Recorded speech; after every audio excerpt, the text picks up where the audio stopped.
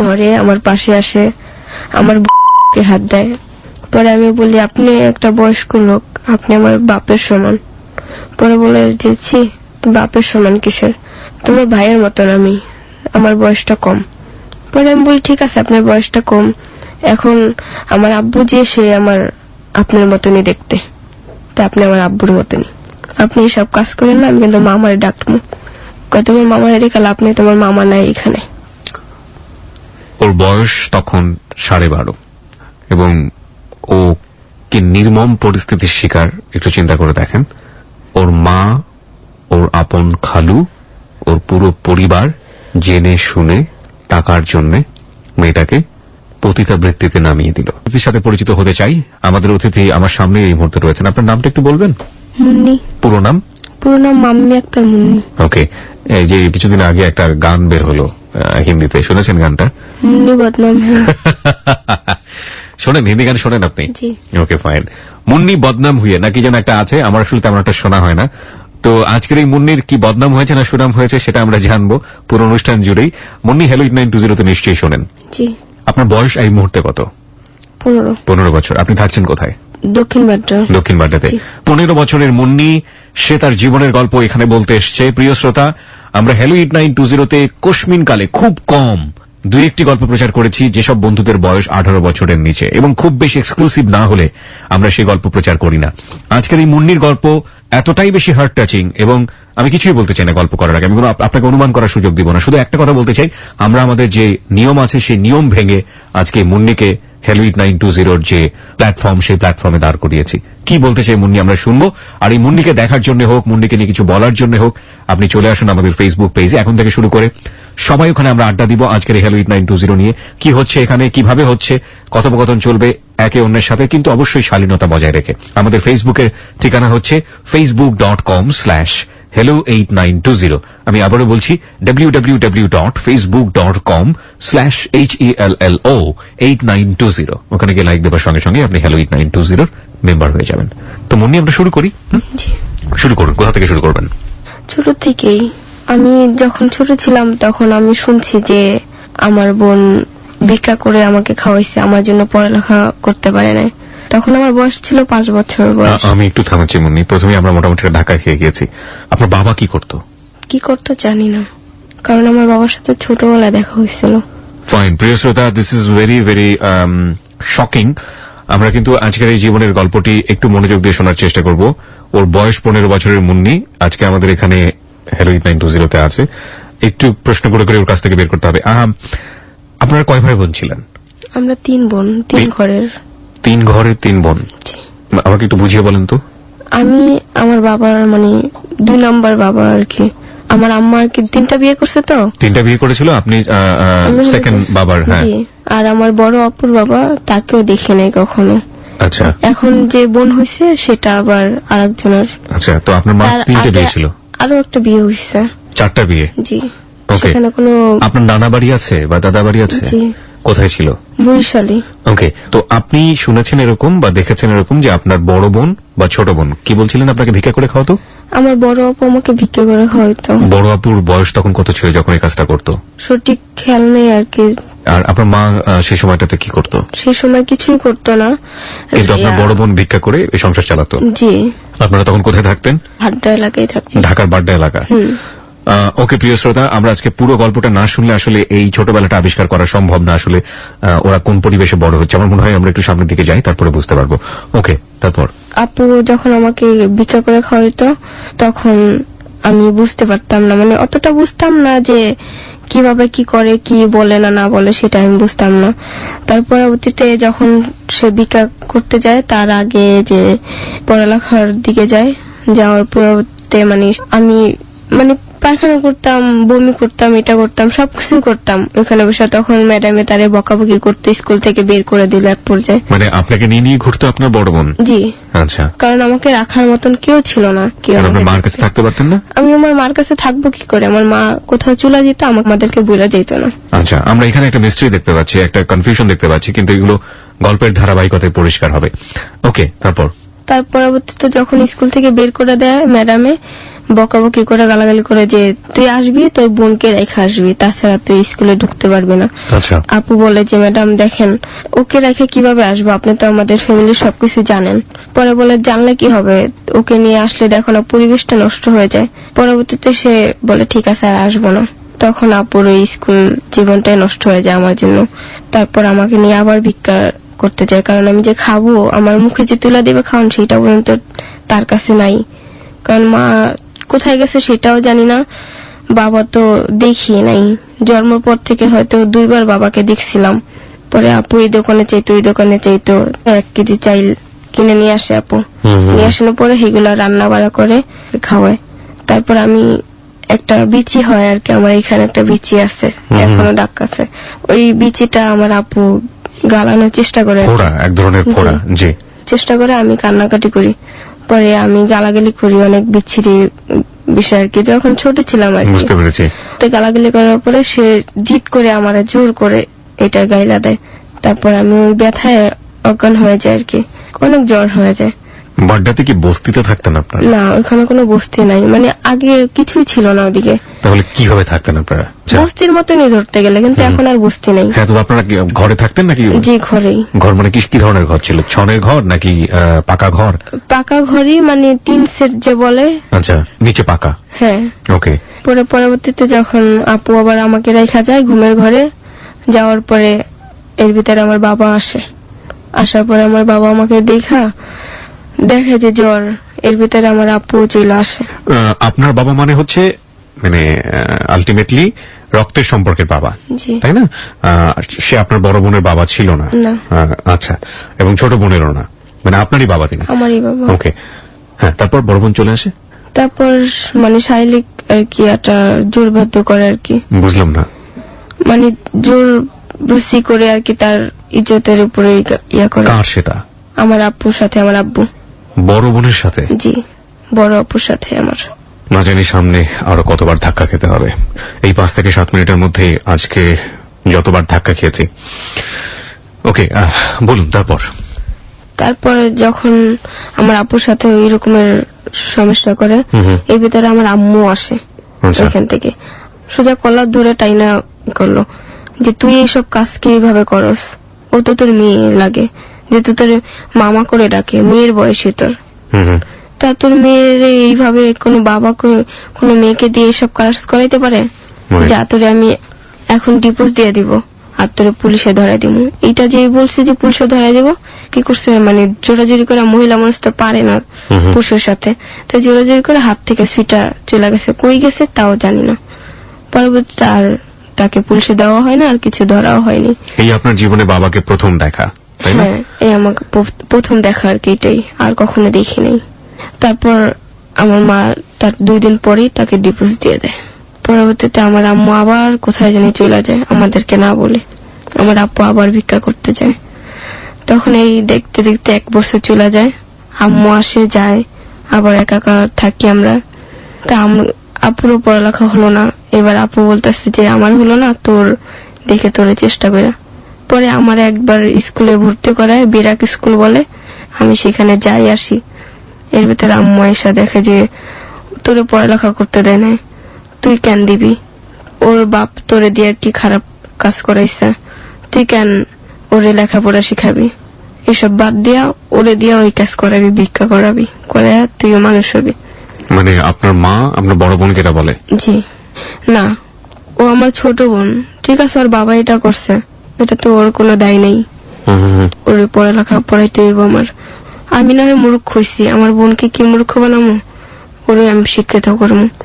পরে এরকমে যাইতাম, এই জন্য মারামারি করতো। তারপরে যা আমার আম্মুর সাথে জানলাম যে একটা লোকের সাথে পরিচয় হয়, সেই লোকের বিয়ে করে আমার আম্মুকে। বিয়ে করার পরে আমি যখন পড়তে যাই, তখন পড়ার থেকে আসার পরে আমি পড়তে বসে সন্ধ্যায়। তারপর সে কি করে, জোরে সাউন্ড দিয়ে টিভি ছাড়ে, বলি যে আঙ্কেল আপনি একটু কমে শুনেন। তখন আমরা একসাথে রুম নিয়ে থাকতাম। এটা বলাতে সে আমাকে মারধর শুরু করে। পাশের রুমের ছিল সে? না, পাশের রুমে না, সে আবার বিয়ে করছে আমার মা তাকে। ও মানে হচ্ছে আপনার মার 4র্থ বিয়ে যে ছিল, তার বাড়িতে তিন আপনারা সব নম্বর বিয়ে। 3 নম্বর বিয়ে, আপনারা তার বাড়িতেই সবাই মিলে থাকতেন? তার বাড়িতে না, আমরা ঢাকায় থাকতাম আর কি। আচ্ছা, আমরা এক ফ্যামিলি একসাথে আর কি। মানে আপনার ওই যাকে আপনি আঙ্কেল বলছেন সে তো আপনার সম্পর্কে বাবা হয় জি। তখন, সে আপনাদের সঙ্গে থাকতো। হুম। তো সে টিভি দেখছিল জোরে, তাকে থামাতে বলেছেন আসতে দেখার জন্য, সে আপনাকে মারধর শুরু করেছে। যেহেতু আমার পড়ালেখার সমস্যা হচ্ছে, কোন ক্লাসে পড়তেন সেই সময় আপনি? তখন কোন ক্লাসে কি অনে আর কি, তখন মনে নাই কোন ক্লাসে পড়ছেন। না। ওকে, তো আঙ্কেল বলতেন তাকে? জি। ওকে, তারপর? তারপরে সে আমাকে মারছিল, এখানে পায়ে এখনো দাগ আছে আমার। ওহো, আমার এমন ভাবেই মারছে যে এই হাঁটুতে এখন পর্যন্ত কালো হয়ে রয়েছে, ওহো, এত দাগ। মারার পরে আম্মু আয়সা দেখতেছে আমি কান্না করতেছি, পরে জিজ্ঞাসা করছে ওরে মারছো কেন? পরে বলে যে আমার মুখের উপর দিয়েও কথা বলে, মানে সে বলতেছে মিশা কথা যে আমি নাকি তাকে বকাবকি করছি। সে বলছে, আমি আর এটা বলছি যে আম্মু না, আমি এটা বলি না, আমি এটা বলছি যে আস্তে করে সাউন্ড দেন, আমার তো পড়ার সমস্যা হইতেছে। এটা বলাতে সে আমাকে মারে। পরে আম্মু আবার এই কথা বিশ্বাস না করে ওই আঙ্কেলের কথাই বিশ্বাস করলো, হুম, হুম, হুম। যে না তুই মিশা কথা কইতাছিস, তোরে আমি চিনি, তোর বাপই খারাপ, তুই ভালো হবি কেমনে? তোর ফুবা ফুবি সবাই বাইরে গেছে, তুই যাইতে কতক্ষণ? তোর পড়ালেখা শিখালে তখন ভালো বলা দেখা তুই বাইরে যাবি তখন। পরে যে এটা যে কইছে, পরে কান্তাছি বয়ে বয়ে। আফু আইসে, পরে আফুর কই দেখো আপু এমনি করে যদি কয় তাহলে কেমনে হইব কও? পরে আপু কি করতো, হ্যার লগে লগে নিয়ে যেত আমারে। পরবর্তীতে হ্যাঁ গার্মেন্টসে ঢোকার ইয়া করে আর কি, গার্মেন্টসে ঢুকে তখন সবাই তারে কুট্টি শামিল করে আর কি ডাকে। কুট্টি শারমিন? জি। কুট্টি শারমিন কেন বলতো? ইচ্ছামি করে আর কি, সব এমন কোন কাজ নাই যে আমার আপু না পারে। সে দেখতে অনেক সুন্দর, সবাই তারে খেপানোর জন্য বলতো কুট্টি শারমিন। জি, কিন্তু সে খেপতো না, সে আরো হাইসা উড়াই দিত যে যা বল সমস্যা নেই। আর ওই কুট্টি শারমিন বললে সবাই চিনতে আমার আপুরে। পরে যে গার্মেন্টসে ঢুকলো, ঢোকার পরে সবাই আস্তে আস্তে প্রথম হইলো 300 টাকা বেতন, তারপর অপারেটর হইলো, এমনি করে অপারেটর হওয়ার পরে হইলো 1500 টাকা বেতন। তারপর কি হলো? তার পরবর্তীতে যখন আমার আপু যখন এই চাকরি করতে করতে অনেক বছর হয়ে যায়, তারপর আমার আপুর একটা ছেলে আর কি পছন্দ করে, তারে না বলে, কারণ সে দেখতে অনেক খারাপ আর সে খারাপ কাজও করে, সে খুন খারাপি করে আর কি বেশিরভাগ। তারপর সে আপুরে মানে অফার দিল প্রেমের, যে আমি তোমার সাথে প্রেম করব বা দ্বিতীয় কথা তোমাকে বিয়ে করব। আচ্ছা। তারপর এটা যখন বলে তখন আমার আম্মার কানে যায়। কানে যাওয়ার পরে আমার আম্মা কি করে, লোকটার মার কাছে বলে যে আপনার ছেলে যাতে আমার মেয়ের পিছনে ঘুরঘুর না করে, তাহলে কিন্তু খুব খারাপ হবে।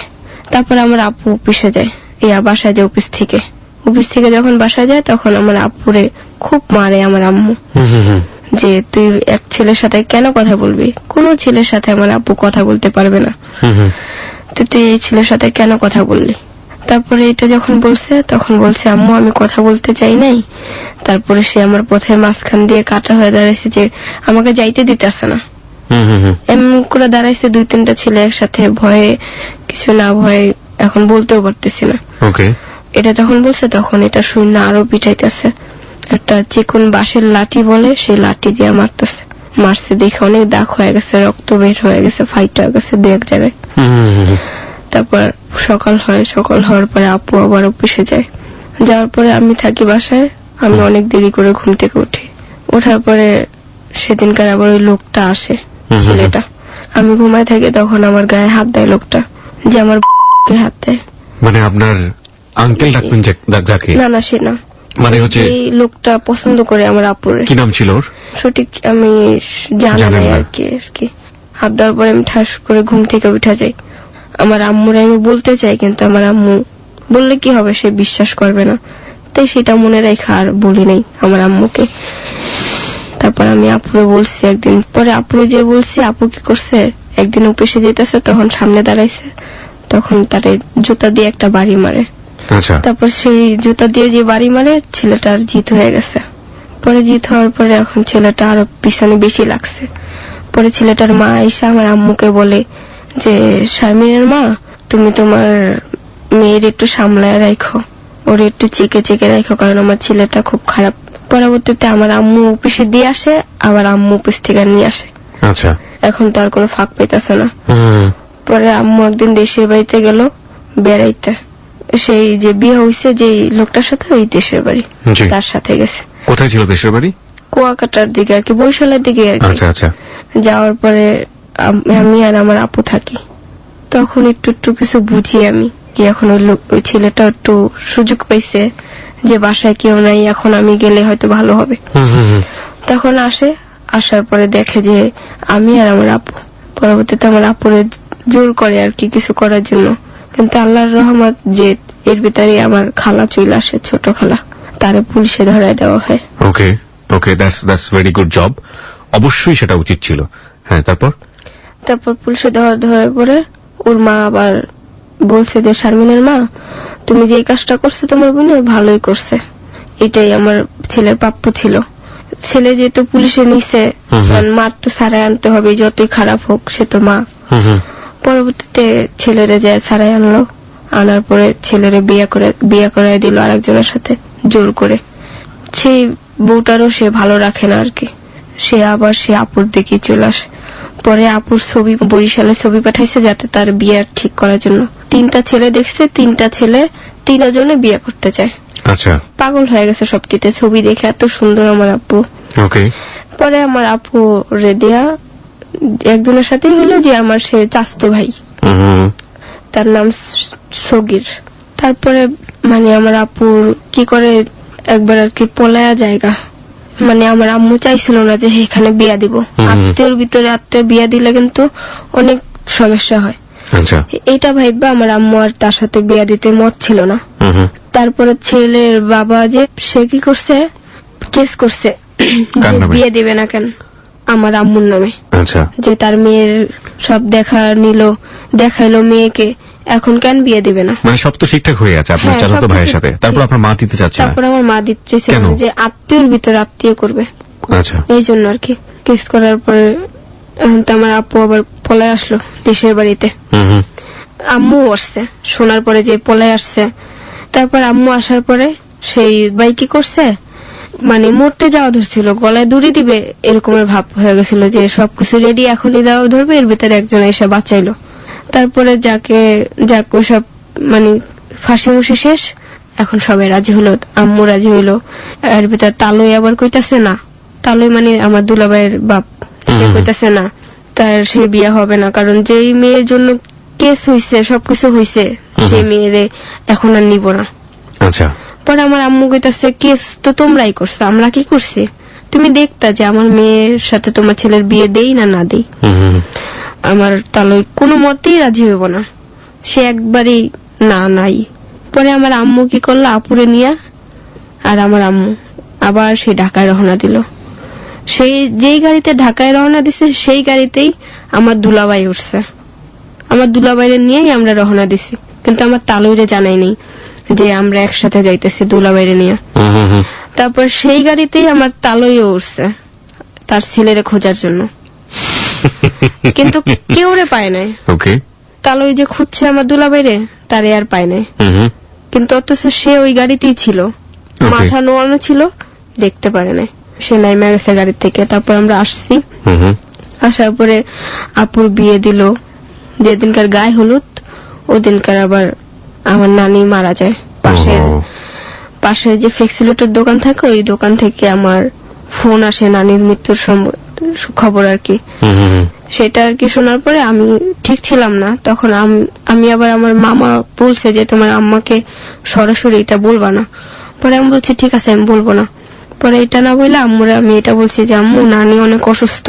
আচ্ছা, তারপরে আমার নানি অসুস্থর কথা শুনে আমরা সবাই সেদিনকারই গায়ে হলুদ সব পূর্ণ করে তারপর আমরা গাড়িতে উঠলাম।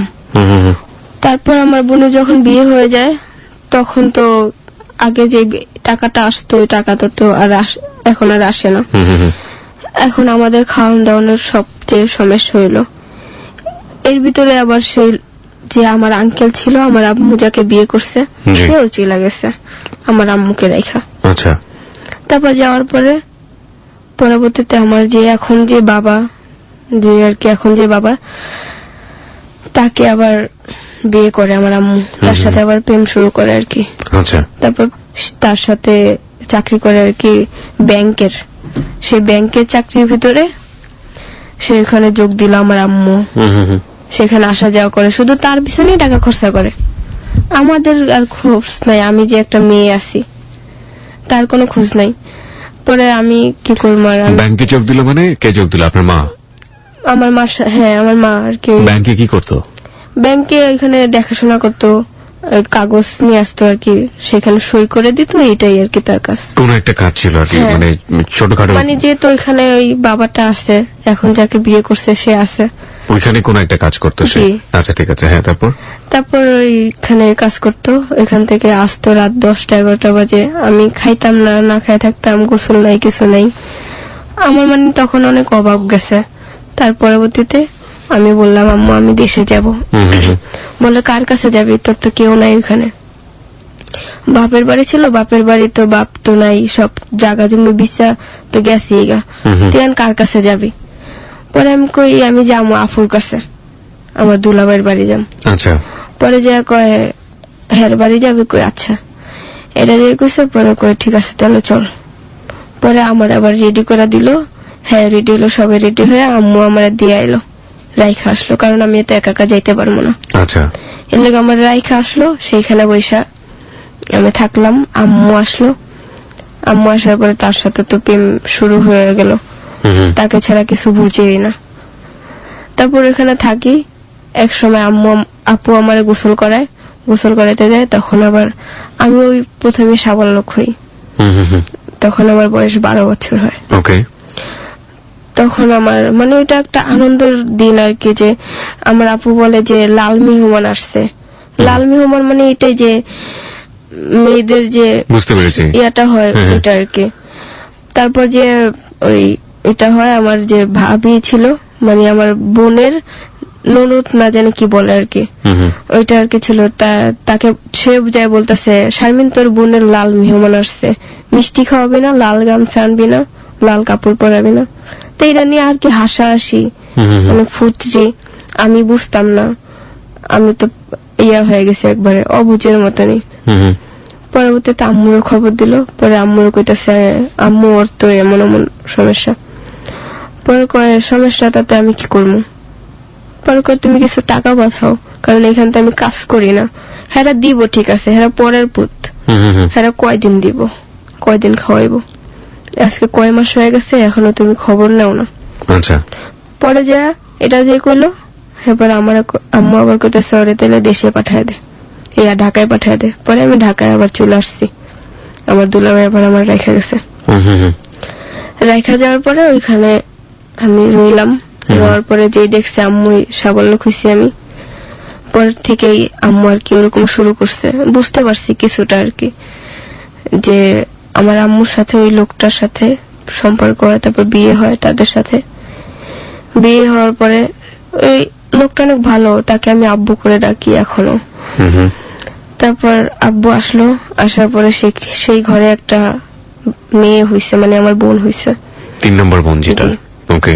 সেই বোনটা এখন হইছে, মানে আমি চেয়েছিলাম যে আমার ভাই হবে, আল্লাহর কাছে অনেক বলছি যে আল্লাহ আমার একটা ভাই দিও, তাহলে আমাদের সংসারের অভাবটা কমবে।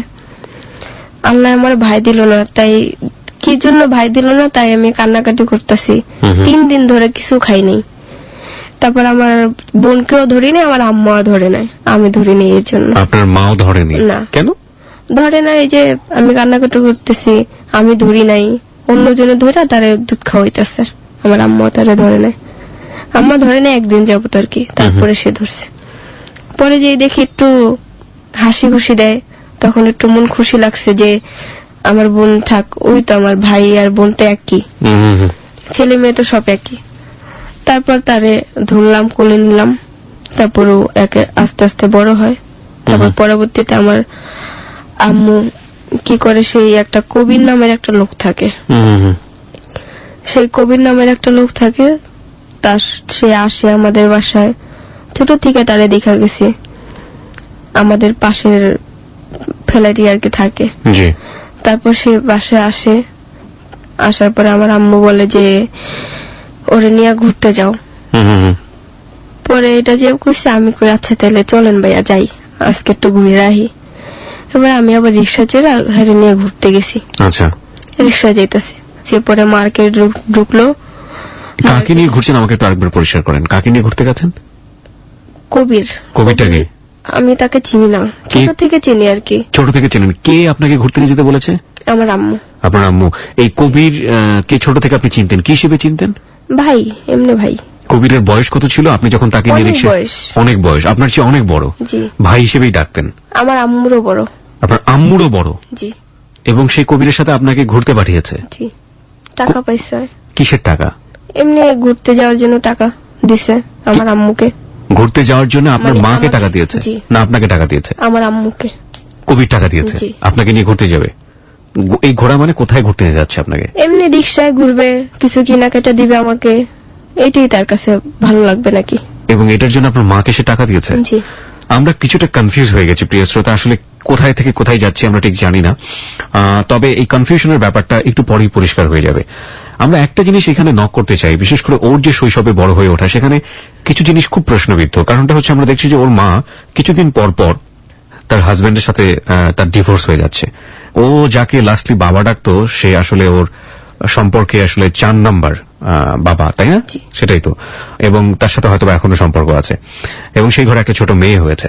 এবং কিছুদিন আগে ওর ভাষ্য মতে ও সাবালিকা হয়েছে, এবং ওর মা কিছুদিন পরপরই সম্পর্ক ছিন্ন করত ওর বাবার সাথে। আলটিমেটলি ও সম্পর্কে যে বাবা হতো। এই যে একটা কনফিউশন, এবং একই সাথে ওর বড় হয়ে ওঠা, এবং এখানে একটা ব্যাপার আমরা ঠিক মাথায় ঢুকছে না যে কেন এরকম একটা বয়স্ক একটা ছেলের সাথে তার কাছ থেকে টাকা নেবে এবং টাকা নিয়ে ওকে বাইরে ঘুরতে পাঠাবে। এই প্রশ্নগুলোর উত্তর না আমরা ধীরে ধীরে পরিষ্কার হয়ে যাব, বিকজ হ্যালো 8920 তে যেসব জীবনের গল্প প্রচার করা হয়, that really touches hour heart, এবং কোনো না কোনো ভাবে আমাদেরকে অনেক বড় কিছু লেসন দিয়ে যায়। আজকের এই 15 বছরের কিশোরী মুন্নি, তার যে জীবনের গল্প, সেটা আমাদেরকে কি শেখায় সেটাই হচ্ছে আজকে দেখার বিষয়। ওকে, আমরা ফিরছি মুন্নির কাছে। হ্যাঁ মুন্নি, যেখানটাতে আপনি ছিলেন, কবির নামের একটা ছেলের সাথে আপনার মা বাইরে পাঠালো এবং কিছু টাকার বিনিময়ে আপনাকে ঘুরতে পাঠিয়েছে। জি। ওকে। ঘুরতে যাওয়ার পরে আমরা এক মার্কেটে ঢুকছি, রিক্সা থামে। জি। সেই মার্কেট থেকে আমারে কিছু একটা কাপড় কিনা দেয়, 3 পিস, আর একটা মোবাইল কিনা দেয়, মোবাইল সেট। কবির? জি। আপনি জিজ্ঞেস করলেন না কেন দিচ্ছে? না, এসব কিছু জিজ্ঞাসা করিনি, কারণ তখন আমার কাপড় পরনের একটা ভালো কাপড় ছিল না আচ্ছা, গায়ে পরানোর জন্য। সো ওইটাই আপনার ভালো লাগছে? যে অনেক সুন্দর লাগছে, অনেক দেখতে ভালো লাগছে আমার কাছে, অনেক খুশি হয়েছি আমি। আচ্ছা আচ্ছা। আবার সেটটা দেখে অনেক খুশি হয়েছি আমি, মোবাইল সেট। ওকে। যে আমি মোবাইল নিয়ে ঘুরবো এমন সৌভাগ্য তো হয়নি কখনো। ওকে। তারপরে যে আমি বাসায় গেলাম, 3 পিসটা আবার বানানো ছিল রেডিমেড। তারপর বাসায় গেছি, বাসায় যাওয়ার পরে আম্মু তখন বাসায় ছিল না, সে 3 পিসটা পরে যাওয়ার সাথে সাথেই পরে। পরার পরে আম্মু আসে, আয়সা দেখে যে 3 পিসটা আমার গায়ে। তখন রেডিমেড কাপড় যেহেতু লুজ হয়, অনেক ফিটিং করতে হয়। তারপর আমি আর ওইটা করিনি, না করেন ওইটা খুলছি। আম্মু বলে দেখি তো, খুলা দিত। পরে আমি খুলা দিছি, দেওয়ার পরে আমার আম্মু সেটা গায়ে দেয়। সে 3 পিসটা আম্মুই পরে, আমাকে আর দেয় না। আচ্ছা। তারপর সেই কবির ভাই দেখা বলে যে কি এমন তোরে দিলাম, এটা তোর মা পড়লো, বুঝলাম না তো। পরে কই না ভাই, আম্মুই নিছে পড়ার লেগা, আমি আর এটা দিয়ে কি করবো। আমি আর কি মনে কষ্ট নিয়ে বলছিলাম তখন। তারপর সেটা নেওয়ার পরে একবার আমার খালা আসে আর খালু আসে দেশের থেকে। আসার পরে তারা বলে যে আমার যে আগে খালতো বোন ছিল, সে খালতো বোনকেও আর কি খারাপ পথে দেয়। সেখান থেকে আমার খালু বলে যে তাই ওকে এটা দিয়ে দে, এই কাজে আর কি, খারাপ কাজে লাইনে। কাকে বলে এটা? আমার মাকে বলে। খালু আপনার মাকে বলছে? জি। তারপরে এই পথে দেওয়ার কথা বলার পরে আম্মু আরো লোভ বেশি বেড়ে গেছে, আম্মুর টাকার নেশা হয়ে গেছে। পরে যা কয় ঠিক আছে দিতে পারি, তোর কোনো পরিচিত আছে জায়গা? কয় হ্যাঁ আছে, আমার পরিচিত জায়গা আছে সিলেট। পরে এটা যে কইছে, পরে কয় কত দিব? কয় দিব 10,000-এর মতন, তুই নিবি অর্ধেক, আমি নিব অর্ধেক। এটা খালু বলছে আপনার? জি। পরে আমার আম্মু আবার আমারে কয় মুনি, তুই না সিলেট যাওয়ার কথা ছিল, তুই না অনেক সিলেট দেখতে চাইছিলি, সিলেট মাজারে, তো তুই যা গিয়া সিলেট মাজার থেকে ঘুরায়। পরে আমি আবার সিলেট মাজারে যাই, যাওয়ার পরে সেখান থেকে ঘুরে আসি। সিলেট মাজারে যাওয়ার কথা আপনি কেন বলেছিলেন মাকে এর আগে? এর আগে বলছিলাম আমার একটা মনের ইচ্ছা ছিল যে আমি যাতে অনেক বড় হইতে পারি, মাজারে গিয়ে আপনি সেই মানত করবেন? আমি মানত করবো, সেটা আমার মনে অনেক ইচ্ছা ছিল। ওকে। ঠিক আছে, আমার তো ইচ্ছা ছিল, তাই আমি মাজারে যাম। পরে আমার একটা নতুন কাপড় দেয়, সেটা নিয়ে যাই আর একটা নতুন কাপড় পরে যাই। তারপর আমার সাথে আরো মেয়ে ছিল। তারপর রামপুরা বাজার আসি, রামপুরা বাজার থেকে ওইখান থেকে মাইক্রো গাড়ি নেয়। মাইক্রো গাড়ি নিয়ে আমরা 4টা মেয়ে, আমি সহ 4টা মেয়ে আর মামা আর একটা লোক, এই কয়জন মিলে আমরা এক মাইক্রো গাড়িতে যাই। যাইতে যাইতে অনেক দেরি হয়ে যায়, আচ্ছা, রাত্রে 12টা বাজে।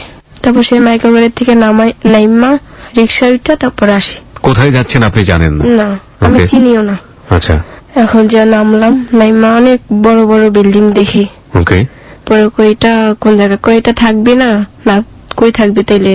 মাজারে কি রাত্রে থাকা যায়? হ্যাঁ যায় না। তাহলে আমি আবার কইতেছি থাকা তো যাই। আমি যেহেতু শুনছি মানুষের কাছে যে আজকে মাজারে যাবো, কালকে আসবো, তাহলে ওই জায়গায় যেহেতু থাকার জায়গায় আছে, ঘুমানোর দরকার নেই আমার, আমি ওইখানে থাকতে পারবো। পরে কাছে এটা হইব না, পরে সকালে হোক। আচ্ছা, আচ্ছা তাহলে চলেন। পরে মামা কে বলতেছে এটা? মামা? আপন মামা? না, ওই যে খালু। মানে খালুকে আমরা মামা ডাকি। আচ্ছা, মানে খালার হাজবেন্ড সে? জি। খালা তো আপন খালা? হ্যাঁ, আপন খালা। পরে বিল্ডিং এর ভিতরে ঢুকছি। ঢোকার পরে দেখি যে অনেক বড় বড় সোফা, মানে অনেক বড় বড় জিনিস দেখি, শোয়ারিয়া দেখি। তাই আমি দেখে অবাক হয়ে যাই, এত সুন্দর একটা জায়গায় এটা কি মামা ভাড়া নিছেন আপনি? পরে না, ভাড়া না, এটা আর কি আমার এক বন্ধুর বাসা। আচ্ছা, কিন্তু এটা বন্ধুর বাসা না। এটা কি ছিল? এটা আর কি একটা আবাসিক হোটেল? হ্যাঁ। ওকে। আপনার সাথে আর কে কে ছিল? আমার সাথে আরো 3টা মেয়ে ছিল। এই 3টা মেয়ে কোথা থেকে এসছে? সেটা আমি জানি না। জানেন না? এই 3টা মেয়েকে আপনার এই মামাই জোগাড় করেছে? জি। ওকে। কিন্তু তারা অনেক বয়স্ক ছিল আমার চেয়ে। আপনার চেয়ে অনেক বয়স্ক ছিল, আপনি অনেক ছোট ছিলেন। আপনার তখন বয়স কত? 12.5 পড়বে। 12.5 মতো বয়স। This is very very important points. প্রিয় শ্রোতা, আমরা কিছুটা হলেও গেস করতে পারছি যে আমরা কতটা ভয়াবহ, কতটা মানে লজ্জাজনক একটা ঘটনার দিকে ধীরে ধীরে এগোচ্ছি। কিছুটা হলেও আজ করতে পারছি। চলুন শোনা যাক। তারপর যখন আমি ঢুকি তখন আপু আর কি বলা বলি করে যে এত সুন্দর একটা হোটেলের ভিতরে নিচে বাসা, ভালোই তো। এবার যে করলো, তখন আমি জিজ্ঞাসা এলাম যে আপু এটা কি? আমরা তো মাজারে আইছি, এই জায়গায় কয়দিন থাকবেন আপনারা? কয় আমরা থাকবো 2-1 দিন আর কি। কেন, তোমার মামা কিছু বলে নাই? কি কইব, হয়তো আমি তো আইছি মাজারে, আপনি যাবেন না মাজারে? কয় না, আমরা মাজারে যাব না, তুমি এখানে থাকবো, আমরা এখানে থাকবো, কেউ মাজারে যাব না। পরে আমি আবার মামা আইসে খাবার নিয়ে আইসে মামায়। পরে যে কই মামা আপনার লোক আমার কথা আছে। যা কবি পরে কই সকালে। এখন এইগুলা খায়া গোসল কইরা রেডি হয়ে রেডি কি এখন গোসল করবো কি লেগে? ঠান্ডা লাগতেছে, আরো খাবার নিয়ে এসে না, এটা খায়া ঘুমাম। পরে কথা কম কয়, যেটা কর হিরা কর। পরে আচ্ছা ঠিক আছে। সবাই একসাথে খাইলাম। খাওয়ার পরে সবাই গোসল দিলাম। আমি গেলাম এক রুমে, তারা গেল এক রুমে। যাওয়ার পরে রেস্ট মেশ নেওয়ার পরে 1.5 ঘন্টা পরে লোকটা আসে, জিজ্ঞাসা করে তোমার নাম কি? আমি বলি আমার নাম মুন্নি। এই যে লোকটা আসলো আপনার রুমে, আপনি অবাক হলেন না? আপনি কাউকে কিছু জিজ্ঞেস করলেন না? না, তখন কেউ ছিল না পাশে। মামা কোথায় গেছে আপনি জানেন না ওই সময়টাতে? না। মামা কি বলে গেছে? কিছুই বলে যায় না। মামা বলছে এক রুমে একজনে যায় ঘুমায় থাকিস, সবার আর কি দেখাই দেয়া গেছে যে তোরা এই রুমে ঢুকিস। পরে ওই লোকটা আসলো, আসার পরে আমার নাম জিজ্ঞাসা করলো, আমি বললাম নাম মুন্নি। পরে আবার জিজ্ঞাসা তুমি থাকো কই? কই থাকি ভাড্ডা। তোমার বাবা মা কি করে? কই আমার মা বাসায় থাকে, বাবা রাজমিস্ত্রি কাজ করে। আপনি এই যে প্রশ্নগুলোর উত্তর দিচ্ছেন তার আগে আপনার মনের মধ্যে এরকম তাকে তো বলার কথা যে আপনি রুমে কেন ঢুকেছেন বা কিছুই নাই, ওরকম কোনো ইয়েই নাই যে আমি জিজ্ঞাসা করব কেন ওই লোকটা ঘরে আসলো, যে একটা ভয়, সেটাও নাই। আমি ফ্রি মাইন্ডে বলতেছি, ফ্রি মাইন্ডে বলে যাচ্ছেন। জি, যা প্রশ্ন করে তাই উত্তর দিয়ে যাচ্ছেন একের পর এক, এবং জীবনে এই প্রথম আপনার কোন এইরকম একটা জায়গায় যাওয়া, তাই না? প্রিয় শ্রোতা, আপনারা যদি মুন্নিকে দেখতে চান বা মুন্নির যে কথাগুলো বলছে এখানে সেটার প্রাসঙ্গিকভাবে যে ছবিগুলোর প্রয়োজন আছে সেই ছবিগুলো আমরা ইতিমধ্যে আমাদের ফেসবুকে দিয়ে দিয়েছি। আমাদের ফেসবুকের ঠিকানা www.facebook.com/hello8920। আমি আবারও বলছি facebook.com/HELLO8920। ওখানে গিয়ে লাইক দেবার সঙ্গে সঙ্গে আপনি hello8920 মেম্বার হয়ে যাবেন। হ্যাঁ মুন্নি, তারপর আবার জিজ্ঞাসা যে তোমরা কয় ভাই বোন? কই আমরা 3 বোন। কই তুমি কি বড়? কই না আমি মেজো, আমার বড় জনের বিয়ে হইছে। পরে কত আমার ছোটটা? কই ছোটটা এখনো ছোট আর কি, 1 বছর বয়স। পরে কয় তো এখন এই জায়গায় যে আইসো কি কারণে আইসো? কই আইসি, মামাই কইছে এসে মাজারে নিয়ে যাইবা আমারে, মাজারে যাওয়ার লেগা। মাজারে যাইবা হিটা করে নিয়ে আইসা, কই হ। পরে কই থাক তাইলে ওইসব কথা বাদ দিয়া নাও। চা নিয়ে আইসে হাতে করে 2 কাপ, আমার 1 কাপ চা দিল, হ্যাঁ 1 কাপ খাইলো। চায়ের ভিতরে দেখলাম জানি কি মিশাই দিল, এর ভিতরে ফলের ভিতরেও কিছু গুঁড়া ছিটাই দিছে। পরে হ্যাঁ খাইলো, আমিও খাইলাম। হ্যাঁটা যে চা খাইছে এই চায়ের ভিতরে কিছু দেয় না। পরে আমি জিজ্ঞাসা করছি এটা কি দিলেন, এটা আর কি কফি। তখন তো চিনতাম না যে কফি কিরকমের বলে। তো সেই কফি বইলে আমারে খাওয়াইলো। খাওয়ার পরে দেখি কতক্ষণ পরে আমার মাথা ঘুরাইতেছে, মানে এমনই অবস্থা যে আমি চোখ মেলতে পারতেছি না, এত ঘুম ধরছে আমার। এখন ঘুমায় পড়ছি। আমি ঘুমায় পড়ার পরে উঠে দেখি যে আমার কাপড় চোপড় কিছুই ঠিক নাই। তারপর সেই অবস্থায় উঠে দেখলাম যে এমনি কোনো খারাপ আচরণ করে না আমার সাথে, জোর করে না। তারপর ঘুম থেকে ওঠার পরে তখন যে সে আমাকে ধরে আমার পাশে আসে, আমার কে হাত দেয়। পরে আমি বলি আপনি একটা বয়স্ক লোক, আপনি আমার বাপের সমান। পরে বলে যে ছি, বাপের সমান কিসের, তোমার ভাইয়ের মতন আমি, আমার বয়সটা কম। পরে আমি বলি ঠিক আছে আপনার বয়সটা কম, এখন আমার আব্বু যে সে আমার আপনার মতনই দেখতে, তা আপনি আমার আব্বুর মতনই, আপনি সব কাজ করেন না, আমি কিন্তু মামারে ডাকবো।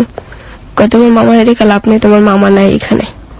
কই গেছে মামা, কয় তোমার রেখা গেছে গা তোমার মামায়। কই যাইব। পরে আমি ডাকতেছি মামা কয়া।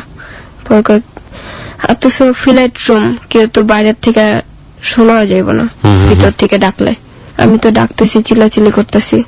পরে যে হ্যাঁ আমার আর কি জোর বিদ্য আর কি করে আর কি আমার ওকে ওকে ওকে।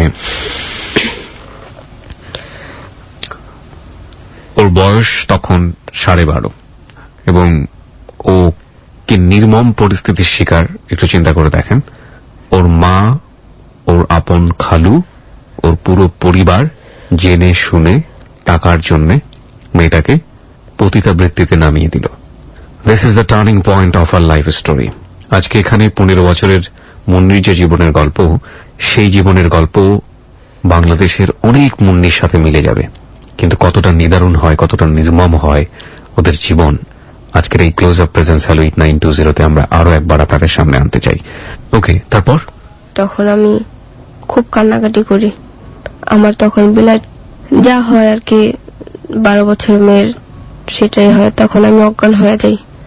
পরে আমি যখন হুঁশ হইল তখন দেখি আমি বাসায়। আমার আম্মুরে জিজ্ঞাসা করছি। বাসায় মানে আপনি তখন ঢাকাতে? জি। এই পুরো সময়টাতে আপনি সেন্সলেস ছিলেন? অনেকক্ষণ। আমার এমনই অবস্থা ছিল যে আমাকে কেউ চিনতেই পারে না, আর আমার কাপড় চোপড় সব রক্ত মাখা ছিল। ও মাই গড। সেক্সুয়াল পারভার্টনেস একটা মানুষকে কতটা অমানবিক করতে পারে।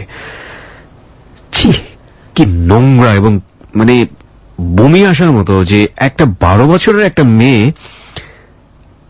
এটাকে বলা হয় লিপ্সা, এবং এই লিপ্সাগুলো মানুষকে কত ভয়াবহ অমানুষ করে দিতে পারে সেটার প্রমাণ আমরা হ্যালো 8920 কিছুদিন আগে রেখেছি। আপন ভাই নিজ হাতে 2 জনে মিলে নিজ ভাইয়ের চোখ উপড়ে ফেলেছে। এবং শুধু তাই নয়, এটার পেছনে বাবার সহযোগিতা ছিল এবং মা বলেছে ওকে জীবনে মারিস না, অন্য কিছু কর। চিন্তা করতে পারেন একটা মানুষ যখন অমানুষ হয় তার অমানুষত্বের লেভেলটা কত বড় হতে পারে। মানে ধিক্কার জানাই এইরকম পরিবারকে, এবং ধিক্কার জানাই যে মানুষটি টাকার বিনিময়ে এইরকম একটা মানুষের, এরকম একটা বাচ্চা মেয়ের সাথে। ছি ছি ছি ছি। ওকে, হ্যাঁ বলুন, আপনি মন খুলে বলুন আজকে যা বলার আছে আপনার। আম্মুর সাথে আমি কিছু কথা কইতে চাই। পরে আম্মু কইতাছে পরে কইস, মামাই যায় লোক তোর। পরে আমি মামা মানে কি, খালু? হ্যাঁ। ওকে। পরে কই মামারও কইতে চাই। কই না তোর মামা এখন কোনো কথা কইব না। কই কেন কইব না? হ্যাঁ আমার কই দিয়েছিল, দিয়া কই আয় পড়ছে। মানে গালাগালি করতেছি, শুয়ারের বাচ্চা কই আর কি গালাগালি করতেছি যে তুই আমারে কই দিয়েছিস। মারা পর্যন্ত ধরছি যে তোরে মাইরে হেলাম আজকে।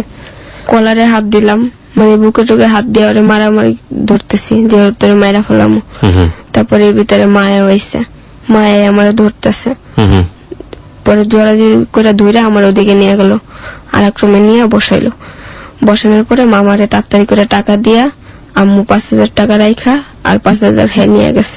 ওটা আপনার সামনেই হলো? না, আমি অন্য রুমে ছিলাম, তারা অন্য রুমে। খালু 5,000 টাকা নিয়ে গেল জি। আর মা 5,000 টাকা ওই যে রাখলো। 10,000 টাকা পাইছে। মানে আপনার এই অবস্থা করে। জি। যাওয়ার পরে আম্মুরে আমি ধরছি, কই তুমি এত খারাপ। আগে জানতাম যে কোনো মা তার সন্তানদের দিয়ে এরকমের কাজ করাইতে পারে না। জানতাম যে তার সন্তানদের ভালো চায়, আর দুধ খাওয়ায় তারপর বড় করে, সেই দুধের জীবনে শোধ করতে পারে না। আর সেই মাই কিভাবে সন্তানদের বিক্রি করে দেয় মাত্র 5,000 টাকার জন্য। পরে এটা যে কইছি, অনেক চালাক হয়ে গেছিস না, চালাকি কম করিস, যে তুই বেশি চালাকি করিস তাহলে মাইরালাম, খবর আছে তাইলে। পরে আর কোনো কথাবার্তা কইনি। এর 1 মাস পরে আবার হ্যাঁ আমার কি করলো, দিল ওই যে কবির, হে কবিরের সাথে আবার ঘুরতে দিল আমারে। কবির কইলো তোমার মেয়েরে যদি ঘুরতে দাও তাহলে তোমার এত টাকা দিব, 2,000 টাকা। পরে আম্মু আবার কয় ঠিক আছে নিয়ে যাও। পরে আমি তো মনে করছি হয়তো আমার লগে কোন খারাপ আচরণ করে না, আর আমার বুদ্ধি দিচ্ছে যে যেই টাকা তোর আমি দিব এই টাকা তোর মারে দিবি না, আর যেগুলো দিব কোনো সময় কাউরে দিবি না চাইলো। পরে যে এটা ভাইবা আমি গেছি, যাওয়ার পরে রিক্সায় উঠছি। এবার রিক্সা ওঠার পরে হ্যাঁ আমার রিক্সা বই আমার শরীরে টাচ করে, করার পরে আমি সেইখানে কই যে কবির ভাই আপনি এমন করেন কি লেগা, আমি আপনার ছোট বোন, আপনি তো কন যে তুই আমার ছোট বোন। এটা যে কইছি, কয় ছোট বোন আগে ছিল এখন নেই, এখন বড় হয়ে গেছিস। পরকে না আমি বাসায় যাবো, আমার ছেড়ে দেন।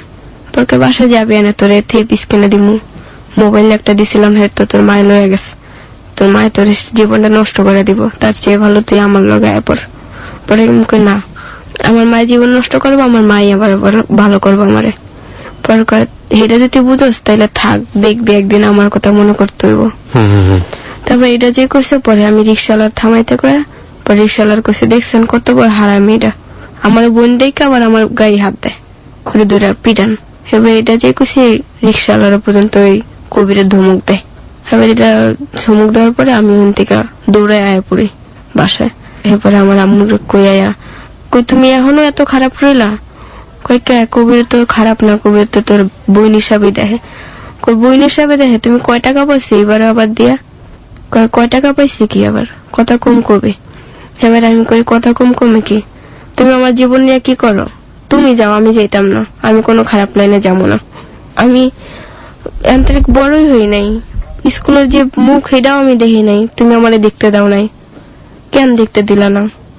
এবার এটা যে কইছি, এখন আম্মু ঠাস করে একটা থাবর মারছে আমারে। পরে আমি কাঁদতাছি, আর কোনো কথা কই নাই। পরে আমার সেদিনকার আর ভাত খাইতে দেয় নাই। এরপর যে আমার আফু ফোন দিছে আমারে, যে আফু দেখো আম্মু আমার ভাত খেতে দেয় না, কিন্তু আফুরে আর এইসব কথা কই নেই। এবার এটা যে না করলে, এবার আফু কয়ে থাক তুই লয়ে খা, এতে জানোছি হ্যাঁ কেমন। পরে আমি ভাত নিয়ে বাইরে খাইছি। কি লেগা খাইলাম হ্যাঁ কাছে জিগাই নাই কি লেগা, এর লেগা হ্যাঁ বকাবকি করতেছে, বাপের সাথে 101 বার থাকায়। কয় বাপে তোর সাথে থাকবো, তুই যদি এই ভাত খাস আর কোনো সময়, এই পাতিলের ভাত কোন সময় খাবি না। পরে আমি কইছি তুমি এই ধরনের কথা কি লেগা কস, তুই তেহরি কইতাছি আমিও। কইছি তুই জীবনে এইসব কথা কবি, তাইলে তোর আমি শেষ করবো না, তা আমি শেষ হম, তুই আমার কোন সময় সব ধরনের কথা কবি না। হ্যাঁ গালি দিবি, বুঝতে রয়েছি একটু বুঝি, এখন তুই আমার গালি দিবি, তুই মানুষের সামনে গালি কেমনে দিবি তুই আমারে? আমার কি কোনো মান সম্মান নাই? তোর না থাকতে পারে, আমার কি নাই? মান সম্মান গিরি দেখাইতেছিস, মান সম্মানের দ্বারা ছুড়াইতেছি। পরে আর সেদিনকার কিচ্ছু কয় নাই আমারে। আমি একা একা ভাত খাইতেছি, সবকিছু করতেছি, ঘরের কাজ কাম সব রান্না বাড়া আমি করি। রাত্রেবেলা লাইট লিবাইয়া রাহে, ভাত খেতে দেব আমারে লাইট লিবাইয়া। এবার অন্ধকারে আমি ভাত খাই। তারপর ওইটা যখন গেছে, যাওয়ার পরে হে আব্বু ঢাকা আইছে। এই আব্বু ঢাকা হওয়ার পরে হে আব্বুরে নিয়ে রুম নিছে নতুন করে। রুম নেওয়ার পরে হে নিয়ে একসাথে থাকে। আব্বু দেশে আসলে আর বড় বোর কাছে, এখন একসাথে থাকে। এখন আমিও থাকি, আর আব্বুরে জানতে দিতে চায় না, জানাইবো না। এরপরে দেশের থেকে একটা প্রস্তাব আইছে আমার বিয়ার লেগা। আচ্ছা। এবার আমি কই না, আমি এত তাড়াতাড়ি বিয়া করবো না। এবার আম্মু কয় না, ওরে এত তাড়াতাড়ি বিয়া দিব না। আব্বু কয় না, ওরে বিয়া দেয়া দে, সমস্যা কি? মায়া যুবত ঘরে থাকলে মানুষে খারাপ কয়। কই না আব্বু কিছুদিন পরেই বই। পরে আম্মু আবার কয় না, ওরে দেই, 2-1 বছর যাক, কিছু টাকা ক্যাশ পাতি হোক। আব্বু জানে যে আমি চাকরি করি গার্মেন্টসে। হ্যাঁ, কোনো সময় জানতো না যে আমি এসব কাজ করি। তখন কি আপনি গার্মেন্টসে কাজ করতেন? কিন্তু আব্বু জানে যে আমি গার্মেন্টসে কাজ করি। আচ্ছা, এটা আর কি আম্মু বলছে আব্বুর কাছে। তাই বলার পরে আমি আবার এখানে যাই। কবিরে কি করে, আমারে কবিরের বাসায় লয়ে যায় আমার আম্মু। আপনার মা নিজে কবিরের বাসায় নিয়ে যায়? জি, কারণ আমি আর যাব না, তার সাথে গালাগালি হয়েছে, রাগারাগি হয়েছে, এই জন্য। পরে আম্মুর সাথে কবিরের লগে কন্ট্যাক্ট হয় যে তুমি নিয়ে আসবা। তারপরে আমি কবিরের বাসায় আমার আম্মু নিয়ে যায়। তখন আমি কবিরকে দেখি নাই, না দেখো না, আম্মু থাকে পাশের রুমে আর আমি যাই আর এক রুমে, আমার আর এক রুমে দিয়ে দেয়।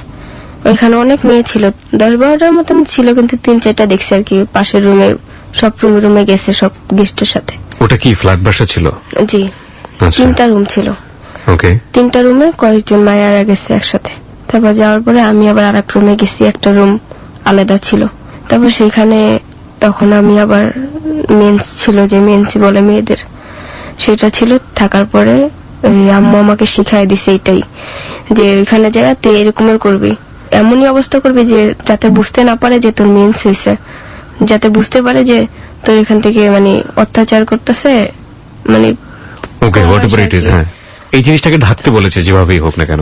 হ্যাঁ, তারপরে এটা যখন করছে, করার পরে আমি আবার বললাম ঠিক আছে আমি এইভাবেই করব। পরে আমি ভিতরে যাই, রুমের ভিতরে যাওয়ার পরে আম্মু ওই রুমে থাকে। পরে লোকটা আমার জন্য ফল নিয়ে আসে, অনেক কিছু খাবার টাবার নিয়ে আসে। তখন আপনি জেনে শুনেই এই কাজে গিয়েছেন? জি। তার আগে তো আপনি জানতেন না আপনার সাথে কি হচ্ছে? না। ততদিনে আপনি জেনে গেছেন এবং আপনি জেনে শুনেই কবিরের সাথে? জি। তারপর কবির সাথে এরকম হওয়ার পরে কবিরে করে আমি বলি, মানে যেটা বলতে হয় যে আস্তে এটা ওইটা এরকম করে বলি। তখন কবিরে বুঝতে পারে না যে আমার আরো একজনের সাথে হয়েছে, এটা দ্বিতীয়বার।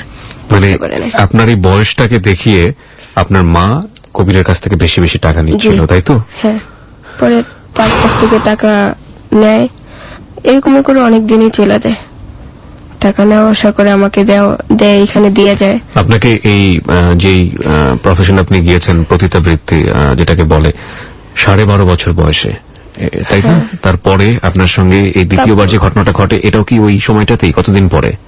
এটা তখন আর কি 13 বছরের কাছাকাছি। এখন আপনার মা আপনাকে কয় জায়গায় কুমারী মেয়ে হিসেবে দেখিয়েছে?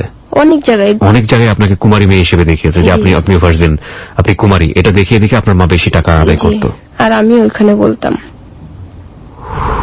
My goodness. মানে কেউ বুঝতেই পারতো না যে আমি আরো হইছে, এরকম কেউ বুঝতে পারতো না। প্রিয় শ্রোতা, আমরা আমাদের হ্যালো 8920-তে ছোট্ট একটা ভিডিও ক্লিপস দিতে চাই আপনাদেরকে, অনুষ্ঠানের ছোট্ট একটা ভিডিও ক্লিপস। এই মুহূর্তে গেলে আপনারা আমাদের এই যে কথোপকথন আমরা করছি সেটার একটা ভিডিও ক্লিপস আপনারা দেখতে পাবেন আমাদের ফেসবুক পেজে। আমাদের ফেসবুকের ঠিকানা facebook.com/hello8920। আমি আবারও বলছি, facebook.com/HELLO8920। ওখানে গেলে আমরা এই যে তাৎক্ষণিক যে কথোপকথনগুলো করলাম সেটার একটা ভিডিও ক্লিপস আপনাদেরকে এই মুহূর্তে দিয়ে দিচ্ছি, আপনারা কি ওখানে দেখতে পাবেন। হ্যাঁ, আপনি যেটা বলছিলেন।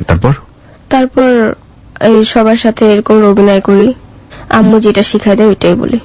এটা যদি না বলি তাহলে আর আমাকে খানা দানা দেওয়া হতো না। এই কাজগুলো করে আপনি কত টাকা পেতেন ওই সময়টাতে? আমার হাতে কখনো টাকা আসতো না। কিন্তু আপনি তো জানতেন যে আপনার মা কয় টাকা পাচ্ছে? না, সেটাও আপনি জানতেন না। এই টাকা দিয়ে কি আপনার সংসার চলতো, নাকি আপনার মা ইচ্ছা করলে অন্য কাজ করেও সংসার চালাতে পারতেন? হ্যাঁ, ইচ্ছা করলে অন্য কাজও করতে পারতেন। মা কি কোনো কাজ করতো? না, মা কোনো কাজ করতো না। ওকে। এই কাজ যদি না করতাম আর কি, না করলে জোরাজুরি করতো, যে বলতো খাওয়া দিবে না, তখন রান্না বাড়াও করতো না, তো না খেয়ে থাকতাম। তারপর যখন না খেয়ে থাকতাম তখন দেখি যে না, এটা ছাড়া কোনো উপায় নেই, কয়দিন না খেয়ে থাকা যায়। পরে এই কাজ থেকেই করতে লাগলাম, রেগুলার করা শুরু করলেন। আপনি কি এই সময়টাতে আপনার বোনকে বলেছেন যে আপনি এই ধরনের কাজ করছেন বা কিছু একটা? না, কখনো বলিনি। আপনার মাকে কখনো জিজ্ঞেস করেননি তুমি জেনে শুনে আমাকে কেন ধরনের কাজের মধ্যে দিচ্ছ? জিজ্ঞেস করলে কোনো উত্তর পাইতাম না, কোনো কথাই বলতো না, চুপ করে ঘর থেকে চলে যেত। যদি বলতাম যে তুমি একটা মা হয়ে একটা সন্তানরে এই কাজ দিবা, তুমি একটা বয়স্ক মহিলা হয়ে এটা সহ্য করতে পারো না, আমি কেন এত ছোট মেয়ে হয়ে সহ্য করতে পারি? সে কোনো উত্তর দিত না, সে বলতো চুপ থাক, কোনো কথা নেই। তো আমি এই কাজ রেগুলার করতে থাকি। 13.5 হইলো বয়স তখন রেগুলার আসি, যাই, মানে সকালে যাই, রাত্রে 9টা 8টার দিকে বাসায় আসি। আচ্ছা। তা আসা যাওয়ার ভিতরে এক সময় একটা ছেলের সাথে আমার পরিচয় হয়, হুম হুম হুম। তার নাম নিপু। তখন সেই ছেলে আমাকে জিজ্ঞাসা করে তোমার বাড়ি কোথায়। ওকে। তারপর আমি বলি আমার বাড়ি টাঙ্গাইলে, বলি না যে বরিশালে। হুম হুম হুম। টাঙ্গাইল কোন জায়গায়, বলি মির্জাপুর। তখন সে বলে ওইখানে আমার আত্মীয় আছে। পরে বলে এই লাইনে কেন আসো তুমি? কই এই লাইনে কেন আসে? মানুষে পরিস্থিতিতে পড়ে আসে, সমস্যায় পড়ে আসে, গরিব বলে চলে আসে। এই জন্য।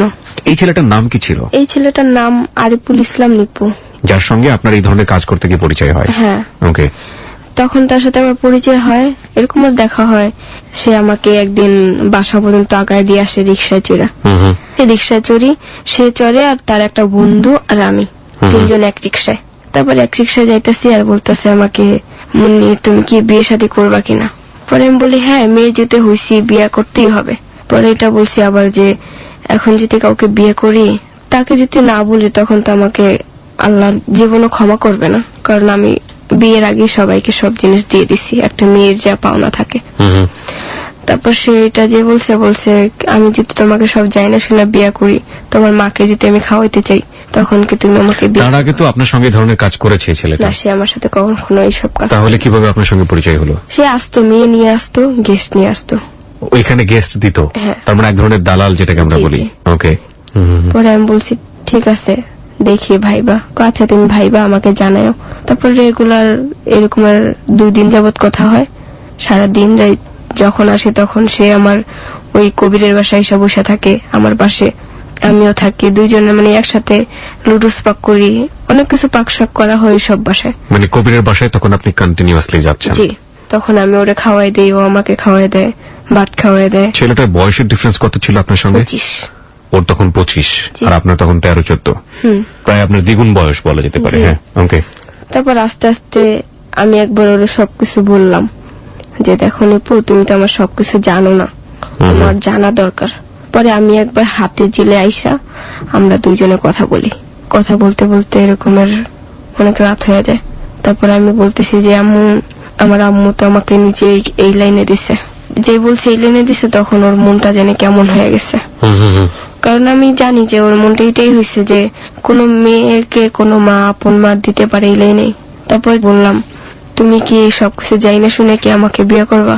আমার কিন্তু কিছু নাই, টাকা পয়সা যে তোমাকে আমি কিছু দিব সেটাও আমার নাই, আমার নামে কোনো অ্যাকাউন্টও নাই, আমাকে শুধু নিতে হবে এক কাপড়ে। বলে ঠিক আছে আমি রাজি।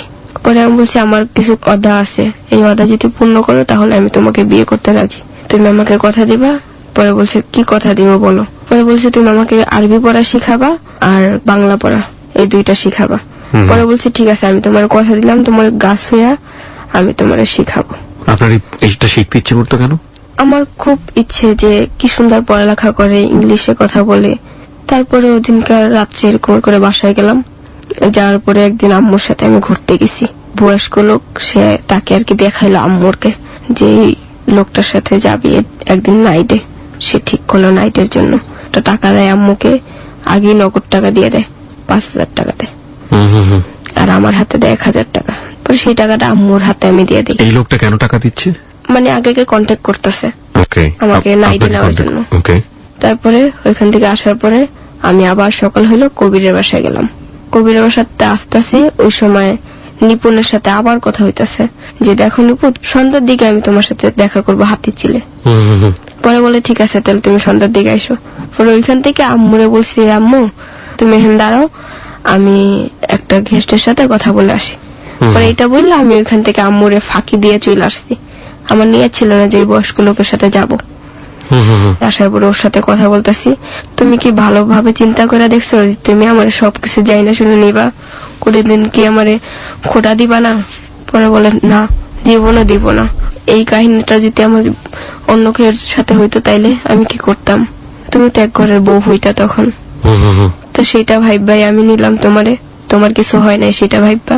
পরে সারা জীবন মনে থাকবো তো এই কথা? হ্যাঁ থাকবো। পরে এটা বলার পরে কইতাছি এখনই তাহলে তোমার লয় পলায় যাবো। যে না মুন্নি, এখন তো যাইতে পারবো না, যেখানে খাই সেখানে আমার তো টাকা পয়সা না দেওয়া ছাড়া আমার আইতে দিব না। তাই আমি সকালে আমি টাকা দিব আমার একজনে, সেই টাকা দিয়া সকালবেলা আমরা চলে যাবো। পরে কই তাহলে আমি কই থাকবো? কই তাহলে তুমি কবিরের বাসায় থাকো। পরে আমি কবিরের বাসায় রয়েছি, ওই জায়গায় আরো 3টা কাজ হয়েছে আমার। 3টা কাজে 1500 টাকা হয়েছে। 1500 টাকা নিয়ে আমি সকালবেলা আইছি ওর কাছে। এই 1500 টাকাই আমার কাছে ছিল, আর কিচ্ছু ছিল না, আর একটা মোবাইল ছিল। আম্মু তো সারা রাত্রে ফোন দিতেছে, ফোন থুইছি বন্ধ করে। তারপর ওরে আমি সারা রাত্রে নিপুরে ফোন দিছি, নিপুর সাথে সারা রাত কথা বলছি। খুশিও লাগতেছে, আবার কান্না হইতাছে যে ওর সাথে আমি জামুকা ভালো হইব, আমার জীবনটা ভালো হইব। পরে মামারে একটা মামা ছিল ওই বাসার আর কি দালাল আর কি, সেই মামা কইতাছে মামারে যে মামা আমি যে আপনার বাসায় আইছি, কবিরে কোন সময় কইবেন না, আর আমার মায়েরও কইবেন না, কাউরে কইবেন না। আচ্ছা কমো না। পরে হ্যারেও 100 টাকা দিয়েছি এই সময়। পরে আমিও বাইরে হইছি আর আম্মু ঢুকছে ওই বাসাতে। জি, মামায় কইতাছে একটু আগে শোনা বাইরে গেল। এবার এটা যে কইছে গেছে গা। এরপরে যাওয়ার পরে এর সাথে গেলাম আমি।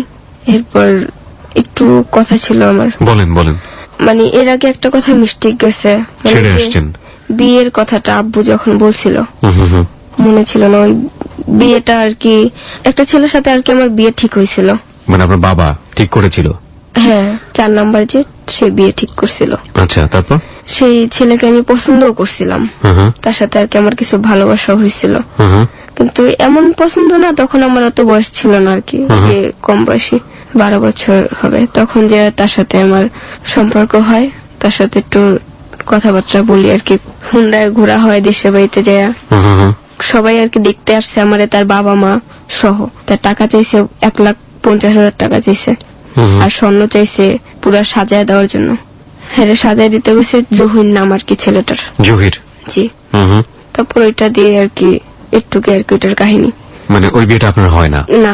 এটা কি যৌতুকের জন্যই হয়নি নাকি অন্য কোনো কারণ ছিল? আমি রাজি ছিলাম না। আপনি রাজি ছিলেন না? কেন ছিলেন না? ভালো লাগতো না আমার। পরে আর ভালো লাগতো না? প্রথম দিকে তো একটু ভালোবাসা হয়েছিল আপনি বলছিলেন। একটু হয়েছিল, ছবি তুলছিলাম একসাথে। ওকে। ছবি তুলছি, ঘুরছি, ওকে, ফোন করছি। ঠিক আছে। তো আপনি এই যে ছেলের সাথে পালিয়ে যাচ্ছেন, কি যেন নাম? নিপুণ। নিপুণ। তারপর? হ্যাঁ, 1500 টাকা নিয়ে যাইতেছি, আর হ্যাঁ ও সবকিছু মিলায় গুছা মিশা যাইতেছে মিরপুর শেওড়াপাড়া। তো ওইখানে গেছি, যাওয়ার পরে ওইখানে থাকি। ওইখানে একটা রুম নিল, সেখানে ওর মামা ছিল আর কি, মামা আর মামি দূর সম্পর্কের আর কি। তারা জিজ্ঞাসা করছে আমাকে, একটা নাকফুলও কিনে দেয়, সে বলে যে এটা স্বর্ণের। তারপর এটা স্বর্ণের বলে আমি পড়ি। তারপর ওর মামা মামি বলে যে তোর তো বিয়ে হয় নাই। তারপর বলে যে না মামি বিয়ে হয় না, সত্যি কথাই। পরে ওদিনকারই আমার বিয়ে হয়, ওর সাথে বিয়ে দেয়। এক কাজে অফিসে গেছে, সেটা মানে নেয় ছোট দেখা। আর এক জায়গায় গেছে, সেটা ঘুষ দিয়ে তারপর বিয়ে করাইছে। তারপর বিয়ে হইলো, মিষ্টি নিল, মিষ্টি সবাই খাওয়াইলো, ছোট একটা ঘর, সেখানে হাড়ি পাতিল তোষক মোষক যত কিছু লাগে সবকিছু কিনছে। সেখানে আমাদের প্রথম বাসর ঘর হয় আর কি। সেখানে যায় এরকম 6 মাস কাইটা, 6 মাসের ভিতরে একবার। এবং এই সময়টাতে আপনি আপনার বাড়ির সাথে যোগাযোগ করেননি? একবারের জন্যও না? একবারও না, ফোন বন্ধ ছিল একবার। পুরোপুরি ফোন বন্ধ করে দিয়েছেন? আচ্ছা। ও রিক্সা চালায়, ও আমাকে একটা কথা বলছে রিক্সা চালানোর আসার পরে, যে মুন্নি এত টাকা যে আমি খরচা করছি কোথা থেকে করছি তুমি জানো? পরে আমি বলছি না আমি তো জানি না। কয় তাহলে কোনোদিন জিজ্ঞাসা করতে চাইছিলা? কিন্তু না, এটাও জিজ্ঞাসা করতে চাই নাই, মনে আসে না। পরে বলছে তাই জিজ্ঞাসা করবা না? পরে বলছি হ্যাঁ জিজ্ঞাসা করবো না। কোথায় সে এত টাকা খরচ করেছিল? কিসের টাকা? এই যে ওইখানে কাবিনে লাগছে, মিষ্টি লাগছে, ঘুষ দিতে হইছে, আবার আমার কাপড় চোপড় মাল জিনিস আনছে। ওই টাকাগুলো কোথায় পেল? হ্যাঁ, সেটার কথা আর কি আমি জিজ্ঞাসা করিনি সেটা।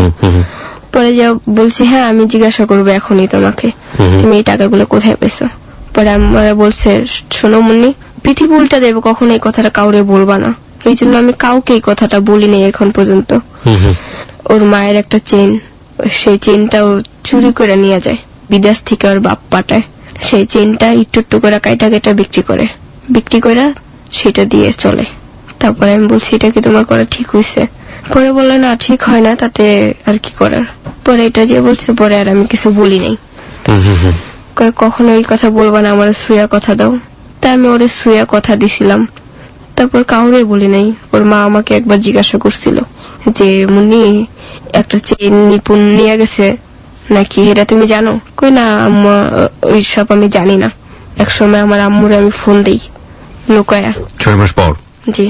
ফোনটা ধরার পরে আমি বলি আম্মু কেমন আছো? কই ভালো আছি আম্মু, তুমি কই আছো?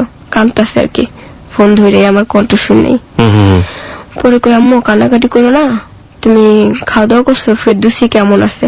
সবাই ভালো আছে, কেমনে আমার থেকে থাকতে পারলি, কেমনে তোর ছোট বোনদের থেকে কেমনে একা রইলি, সুখে আছিস? কই হ্যাঁ আম্মু সুখেই আছি। পরে এটা কয়া পরে কাইটা দিছি, কাইটা দেওয়ার পরে আর একদিন ফোন দিছি, আর একটা আন্টি আছে পাশের রুমে, সেই আন্টির ফোন দিয়া এই আন্টির আমি শিখাই দিছি যে আন্টি আপনি এই কথা কইবেন আম্মুরে যে আপনার মেয়ে অনেক সুখে আছে, আপনার মেয়ের আপনি জ্বালায়েন না, ফোন টোন দিবেন না। ওকে। আম্মু ফোন দিতে এরকম করে রেগুলার এই জন্য। তারপর যে আন্টি আর ওই কথা না কয়া আন্টি দিছে এইগুলাই কইছে যে আপনার মেয়ে যদি আপনি দেখতে চান তাহলে আপনি মিরপুর আহেন। পরবর্তীতে হ্যাঁ আইসে রিক্সা চালায়া, হ্যাঁ গোসল করতে নিছি, আমিও গোসল করতে গেছি দুপুরের টাইম। যাওয়ার পরে এর ভিতরে খালায় আগে গেট দিয়ে ঢুকছে। পরে আমি কই আল্লাহ খালায় এলো কোত্থেকা, মানে না জানার ভাঙ ধরতাছি আমার জামাইরে। কই খালায় মানি? হ্যাঁ ভয় পাইছে। খালায় মানি? কই যে খালায়। এরপরে যে কই থাক, খালায় আইসে, আম্মু আইসে, মামা আইসে, হ্যাঁ ঘরে বয়ে ভাত খাইতেছে। আর এই খালা মামা মায় সবাই পাশের রুমে, যে রুমে বয়ে বেটি ফোন দিছে এই রুমে বয়ে কথা কইতাছে। এবার আমরা দুইজনে মিলা ভাত খাইতেছি, আমি আর ভাত খাই নাই। হ্যাঁ কইতাছে যে না মুন্নি, হ্যাঁ কোথায় ভাত খাওয়াটা ঠিক না লাঞ্চের টাইম। পরে আমি কই না তুমি খাও তো, কিছু হবো না। পরে হ্যাঁ আর ভাত খায় নাই। পাশের আন্টি ডাক দিছে, কই কি রে তোর শ্বশুর শাশুড়ি আইসে, আসনাকের লেগা। পরে আমারে নিয়ে গেছে, যাইয়া সবার পার থেকে সালাম নিছে।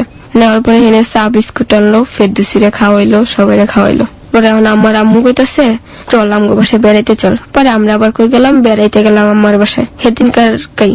ওদিনকারই গেলাম, আবার ওদিনকারই চলে আসছি। পরে আবার আম্মু ফোন দিছে, কয় আয় মুন্নিরে নিয়ে বেড়াইতে হাববো। এটা যে কইসা এবার নিপুরে নিয়ে আমি আবার বেড়াইতে গেছি আম্মুর বাসায়। যাওয়ার পরে ওখানে বইয়া যে তোর নতুন জামাই যেটা পাও না সেটা তোমরা দিবা না, কম টাকা তো তোমারে কামাই করে দেই নাই, এটা আমি কইলাম। করার পরে কয় হ্যাঁ দিমু না তো দেওয়াই লাগবে যেহেতু। পরে যে এটা যে কইছে, পরে আমি কই ঠিক আছে তাহলে তুমি তাহলে বানাইতে দেওয়া হয় এখনই যে হ্যাঁ নিয়ে যায়। পরে বানাইতে নিয়ে যাওয়ার কথা কই আর নিয়ে যায় নাই। আর এটা পরের পথে এত কইবই একটা কথা, মানে প্রায় ঝগড়া লাগতো আমাদের সাথে। বেশিরভাগ ঝগড়া লাগলে আমি চলে যেতাম আম্মার কাছে। এই ঘটনার পর থেকে? জি, এই নিয়ে 6-7 বার ঝগড়া লাগছে। কি নিয়ে ঝগড়া হতো? লাগতো এটা নিয়েই যে ও আর কি খানা দানা ঠিক মতনই করতো না, একটা রং নাম্বারে ফোন আসতো। পরবর্তীতে যে একটা মেয়ের নাম্বার ফোন দিছিল, ওই ফোনটা আমি রিসিভ করছি। সেই মেয়েটা হলো যে ওর বউ, ওকে, জ্যোতি নাম। বিয়ের কথা জানলাম, পরে কই থাক যা হওয়ার হয়ে গেছে, আর কিছু তো করার নেই। ওকে। পরবর্তীতে আবার ঝগড়া লাগলো ওর সাথে এইসব নিয়ে, যে তুমি বিয়ে করছো আমারে কইলা নাকে। কই নাই, এখন আর কি করার আছে, ভুল হয়ে গেছে। মোটেই স্বীকার করতে চাইছিল না, পরে যে স্বীকার করছে। পরে একবার বেড়াইতে গেছি, যে কাকড়া খায় আর কি, ওই কাকড়া নিয়ে গেছি আমি, আমার খুব প্রিয় খাওয়ান আর কি। আপনার? জি, আমার আম্মু অনেক খায়। তো সেই কাকড়া নিয়ে গেছে। আর আমার আপু, আমার বড় আপু আমার ফোন দিয়া কইছে যে নিপু আম্মু খানা দানা রেডি করছে, বাসায় যাইবা তুমি। পরে গেছি, হ্যাঁ যাই দেখি গ্যাস নাই, তাহলে তুমি আমগো আইতে কোলাকে। তাই গেছি, যেইগুলা নিয়ে গেছি সেইগুলা দিয়েই আমগো খাবার দিছে। এই যে বিয়ে হওয়ার পর থেকে কোনো সময় একটা ভালো মন্দ খাবার তার সামনে দেয় নাই, এটাই হ্যাঁ আমার খালি খোটা দিয়া কইতো। তো এগুলো নিয়ে আপনাদের মধ্যে বিভিন্ন রকমের ঝামেলা তৈরি হতো? অনেক ঝগড়া হইতো। তারপর এক পর্যায়ে কি হইলো, আমি আম্মার কাছে সব মাল সাবানা নিয়ে আয় পড়ছি। আচ্ছা। ঝগড়া লাগার পরে নেপটা নিয়ে আসে, নেপটা নিয়ে আমি খাইছি, যে মরার লেগা, মানে এই যে কাপড়ে যে দেয়। ওকে, বুঝতে পারছি। এটাকে অনেকে ন্যাপথিন বলে, অনেকে ন্যাপথলি বলে। ওকে, হ্যাঁ। খাওয়ার পরে কিছুই হয় না, এমনি আর কি মাথা ঘুরায়। ওই মাল সাবানা নিয়ে আম্মুর কাছে চলে আসি, ওর কাজের কথা কয়ে ও দেশের বাড়িতে যায় হে বুর কাছে। তখন আমি বলি যে তুমি আসবা না, আমার খোঁজ খবর নিবা না, আমি কি না খায়া থাকবো, আমি মার কাছে কয়দিন খাবো। পরে এটা যাই কয় না তুই জাহান্নামে যা গিয়া, আমার কাছে এতবার ফোন দিবি না, কাজের সময় খালি ফোন দেয়। পরে এইটা আমি রং ধরে আমি কি করলাম, মাল সাবানা নিয়ে আম্মুর কাছে গেছি একবারে। মানে আপনি ওর সাথে সংসার করবেন না? না, আমি আর করবো না। মাল সাবানা নিয়ে যে গেছি, এরপর ও আইসে, আওয়ার পরে বাড়ির টাকার কাছে গেছে, যাই কয়ে মাল সাবানা কি করছে। পরে তখন আবার জিগাইলো যে মাল সাবানা কি করছে, খালি টিভিটা রাইখা গেছে, টিভিটা টাকা দিয়ে ছেড়ে নিব। পরে আমি আবার সন্ধ্যার সময় যাই টিভিটা নিয়ে এসি, আম্মু আর আমি যাই। মানে টিভিও বাসা থেকে আপনি নিয়ে আসছেন? এই টেলিভিশনটা কার ছিল? আমার। সব আপনার নিজের টাকায় করা? সব আমার নিজের টাকায়। কি করে আপনি এই কাজ করে? ও জানতো এটা? আমাকে দিছে। এই তো যাইতেছি সেদিকেই। দাঁড়ান আমি একটু জানার জন্য বলি আপনাকে, সেটা হচ্ছে এই ঘরের জিনিসপত্রগুলো আপনার টাকায় জি। করার ছিল, জি, তার মানে আপনি এই কাজগুলো আবার সেখানে করতেন। সে আমাকে নিয়ে গেছিল। আপনার হাজবেন্ডই আপনাকে সেখানে নিয়ে জি। গিয়েছিল, নিপুণ, হুম, রাইট? সেই কতদিন পর্যন্ত আপনি এই কাজ থেকে বিরত ছিলেন বিয়ের পরে? 6-7 মাস। 6-7 মাস। তারপরে আবার সে নিয়ে গেল, কেন নিয়ে গেল? আমি বলছি যে এটা যে নিপু ঘরে তো কিছু নাই, কেমনে কি চলমু। ও কোনো আমার- কাজ করতো না? ও করতো, কি মানে করতো? যা করতো রিক্সা চালাইতো। ওদের চলতো না? না, আচ্ছা, চললেও মানে কষ্ট হইতো না, আমি দেখা ওটা কষ্ট সহ্য করতে পারতাম না, হাতে ঠোসকা পড়ে যেত। হুম। তারপর যে আমি কইছি নিপু আমি তার সেই গার্মেন্টসে ঢুকি। হুম। অনেক গার্মেন্টসে গেছি, কোনো গার্মেন্টসে নেয় কেন নেয়নি? না, লোক নিবে না, আচ্ছা, ছোট জমি জমি কাট নেই, ওকে। এইগুলা সারা কি আর অফিসে নেয় না। তারপর যে না নিল, পরে যে নিপুণে কয় চলো তাইলে একজনের বাসায় নিয়ে যাই। স্বাধীন নামের একটা লোকের বাসায় নিয়ে যায় আমারে। সেই বাসায় আমাকে দেয়, যা বলে যে স্বাধীন এটা একটা মেয়ে অনেক গরিব, এই মেয়েটা পরিচয় দেয় না? না কোনো এবং পরিচয় তারপর নেই। থেকে আপনি রেগুলারলি কাজগুলো জি, করতেন? তারপর থেকে সকালে যাই, রাত্রে আসি। সারাদিন আপনি এই কাজগুলো করতেন? জি। কতগুলো কাজ করতেন এরকম? এই মানে অনেক মেয়ে থাকতো তো, 10-12টা মেয়ে থাকতো এখানে, তাহলে এক এক ফ্ল্যাট করে- বাসাতে নাকি আবাসিক হোটেলে? না, ফ্ল্যাট বাসায়। আচ্ছা, তারপর যে ওই বাসায় হয়তো 3-4টা কিংবা 5টা এমন কাজ হতো সারাদিন? জি। আরো হইতো না, মানে এরকম 10টা মেয়ের তো একসাথে হইব, একজনের হইলে তো আর হইব না। তাই সবাইরে দিত 100 টাকা করে, আমারে দিত 300 টাকা করে। আমার আর কি বেশি বাড়াই দিত, কারণ আমি একটু তাদের কাছেও বলছে নিপুণে নতুন, মুন্নি নতুন। আমরা আরেকটি বিরতি নিতে চাই প্রিয় শ্রোতা। ঠিক রাত 1টার সময় ফিরে আসবো ক্লোজ আপ প্রেজেন্স হ্যালো 8920-তে। আজকে 15 বছরের বয়সী মুন্নির জীবনের গল্প আমরা এখানে প্রচার করছি, অবর্ণনীয় এবং যা মেনে নেওয়া যায় না। মুন্নি এই সমাজেরই সন্তান এবং এরকম অসংখ্য মুন্নি আমাদের এই সোসাইটিতে আছে, যারা কখনো কখনো টাকার জন্যে, কখনো কখনো পরিবারের অনাদরে অবহেলায় এরকম ঘটনার শিকার হয়। এবং এই সমাজেরই হয়তোবা খুব উঁচুতলার মানুষ, বিবেকবান মানুষরা তাদের কাস্টমার হন, ভোক্তা হন, এবং সেক্ষেত্রে তারা বেশিও পয়সা দেন, কারণ মুন্নির বয়স কম। ঠিক রাত আমরা মুন্নির কাছে আবারও ফিরছি। মুন্নি, যেখানটায় আমরা ছিলাম, যে আপনি চিন্তা করলেন আপনার হাজবেন্ডের সাথে আপনি থাকবেন না এবং সংসারে মনোমালিন্য চলছে, পুরো ঘরের জিনিসপত্র যা ছিল, যা আপনারই টাকায় রোজগার করা, সেগুলো আপনি সব নিয়ে আসলেন। তারপর এটা যখন যায়, টিভি নিয়ে যাই, আমি নেওয়ার পরে এক পর্যায়ে আমি আমার হাজবেন্ডের সাথে আবার যোগাযোগ করি। মানে এই নিপুণের সঙ্গে হ্যাঁ, কোনো না কোনো ভাবে মিল হয়ে যায় আবার? জি, আবার মিল হয়ে যায়, ওকে। আবার কথাবার্তা হয়। এখন আম্মু তো এইভাবে মাল সামনা দিবে না, তা আম্মুর কাছ থেকে আমি মাল সামনা রেখে আমি চলে যাই। যাওয়ার পরে আমি কি করি, আমার হাজবেন্ড আমার জোর করে যে মাল সামানা নিয়ে আসবা, তোমার মার নামে জিটি করবা। তারপর আমি আমার মার নামে জিটি করি, যাতে আমার মাল সামানা দিয়ে দেয়। আমার মাল সামানা আমার মার নামে আর কি মিথ্যা কথা বলি, যে জোর ইসে আমার মাল সামানা সে নিয়ে গেছে। আচ্ছা। তারপর এটা যে বলি, সেই মাল সামানা আনতে যাই, আমরা পুলিশ নিয়ে যাই। এবার পুলিশ নিয়ে যাওয়ার পরে আমার আম্মু আর আমার খালা সব মাল সামানা দিয়ে দেয়। তখন আমার খালা আর আমার মা পুলিশের সামনে বলে যে তোর স্বামী তো তোরে দিয়ে এই ধরনের কাজ করে, কিন্তু পুলিশে ওইটা ধরে নেয় না, কারণ ওটা জিদ্দে বলতেই পারে, সেটা মনে করছে। ওকে। পরে সেই মাল সামনা নিয়ে আমি জায়গা, শুধু টিভিটা বেচা ফেলাইছে আমার আম্মু। ওখানে আমরা সংসার করতেছি, এরকম যাইতেছে। তারপর এক পর্যায়ে আমার হাজবেন্ড আমারে দেখা চলে যায়, আবার চলে যায় দেশের বাড়িতে। দেশের বাড়ি কোথায় ছিল? কুমিল্লা, কুমিল্লাতে। তিতাস। ওকে। ওর বাবা আর কি অসুস্থ হয়, বিদেশ থাকে, বিদেশ থেকে অসুস্থ হয়। অসুস্থ হওয়ার পরে ওর বাপ মারা যায়। সেখানে আমি দেখতে যাই তার বাবাকে। আমার খুব ইচ্ছা ছিল যে আমার বাপ নেই, তোমার বাপকে আমি দেখবো। দেখতে গেলাম, দেখার পরে আসলাম, তার মা আমার কাছে থাকে। তখন আর তার মার নাম্বার, সবার নাম্বার আমি যোগাযোগ করলাম, আনলাম তার মোবাইল থেকে চুরি করে, কারণ যেহেতু আমার পরিচয় করাইবে না, কারোর সাথে যোগাযোগ করাইবে না, দেখাইবে না, আচ্ছা, এইভাবেই আমারে দিয়ে টাকা খাইবে। তাই আমি এই ধরনের কাজ করি, ও আমাকে দেয়, আমিও করি। ও কোনো কাজ কাম করে না, ও চলে যায় বাসার থেকে জায়গা পরে আমি কি করি, ওর আমার কাছে আমি সবকিছু খুইলা বলি যে আম্মা আপনার ছেলে তো এমন এমন করে, আপনার ছেলে আর একটা মেয়ের সাথে সম্পর্ক করে, প্রেম করতেছে, তারে বিয়ে করব।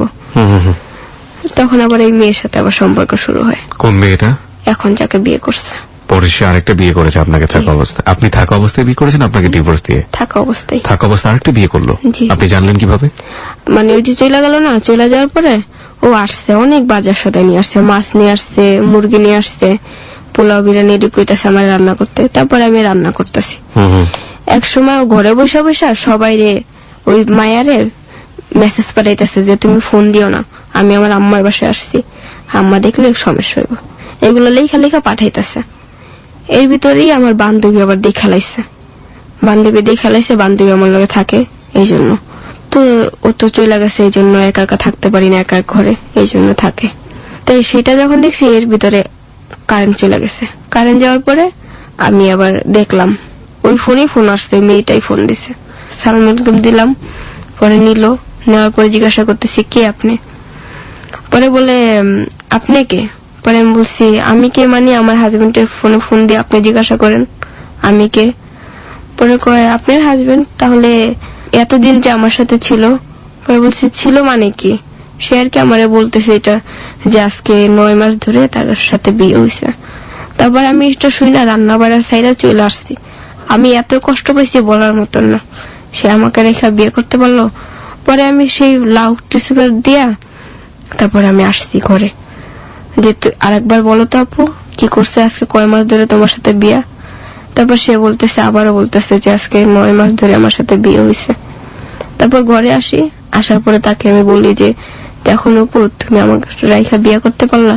তুই বলে আমার রেখা বিয়ে করস নাই, তোরে আমি জিজ্ঞাসি তারপর তুই বিয়ে করস নাই। তারপর এটা বলতেছি আর আমার মুখ চেপা ধরছে, গলা চিপা ধরছে, জানি কোনো কথা না বলতে পারি। আমার তখন নিঃশ্বাস বন্ধ হয়ে যাওয়ার পালা আসে। এর ভিতরে আমার বান্ধবী আবার আমারে ধরে। এই যে আপনি জানলেন যে আপনার হাজবেন্ড আরেকটা বিয়ে করেছে, মূলত তার কাজ কি ছিল? সে এরকম ভাবে একটা মেয়েকে নিয়ে আসতো, তাদেরকে বিয়ে করতো, তাদেরকে দিয়ে ব্যবসা করাতো, এই কাজ করে তো না কারকে দিয়ে, আমি কখনো দেখি নাই। তাহলে কিন্তু মানে ওর মা আগে একজনের সাথে বিয়ে দেওয়া হয়েছে। বিয়ে দেওয়ার সময় এই মেয়েটা দেখছে যে বাদাইমা, যে বউরে খাওয়াইতে পারে না, খালি রাস্তায় থাকে, তারপরে যে সেকেন্ড বিয়েটা আপনাকে করেছে? জি। থার্ড বিয়েটা কেন করলো সেটা জানি না। তারপরে আপনি কি করলেন? আমি এতই কান্নাকাটি করতেছি যে আমি তখন মইরাই যেতে চেয়েছিলাম, আমি তখন নিজে শেষ করতে চাইছি।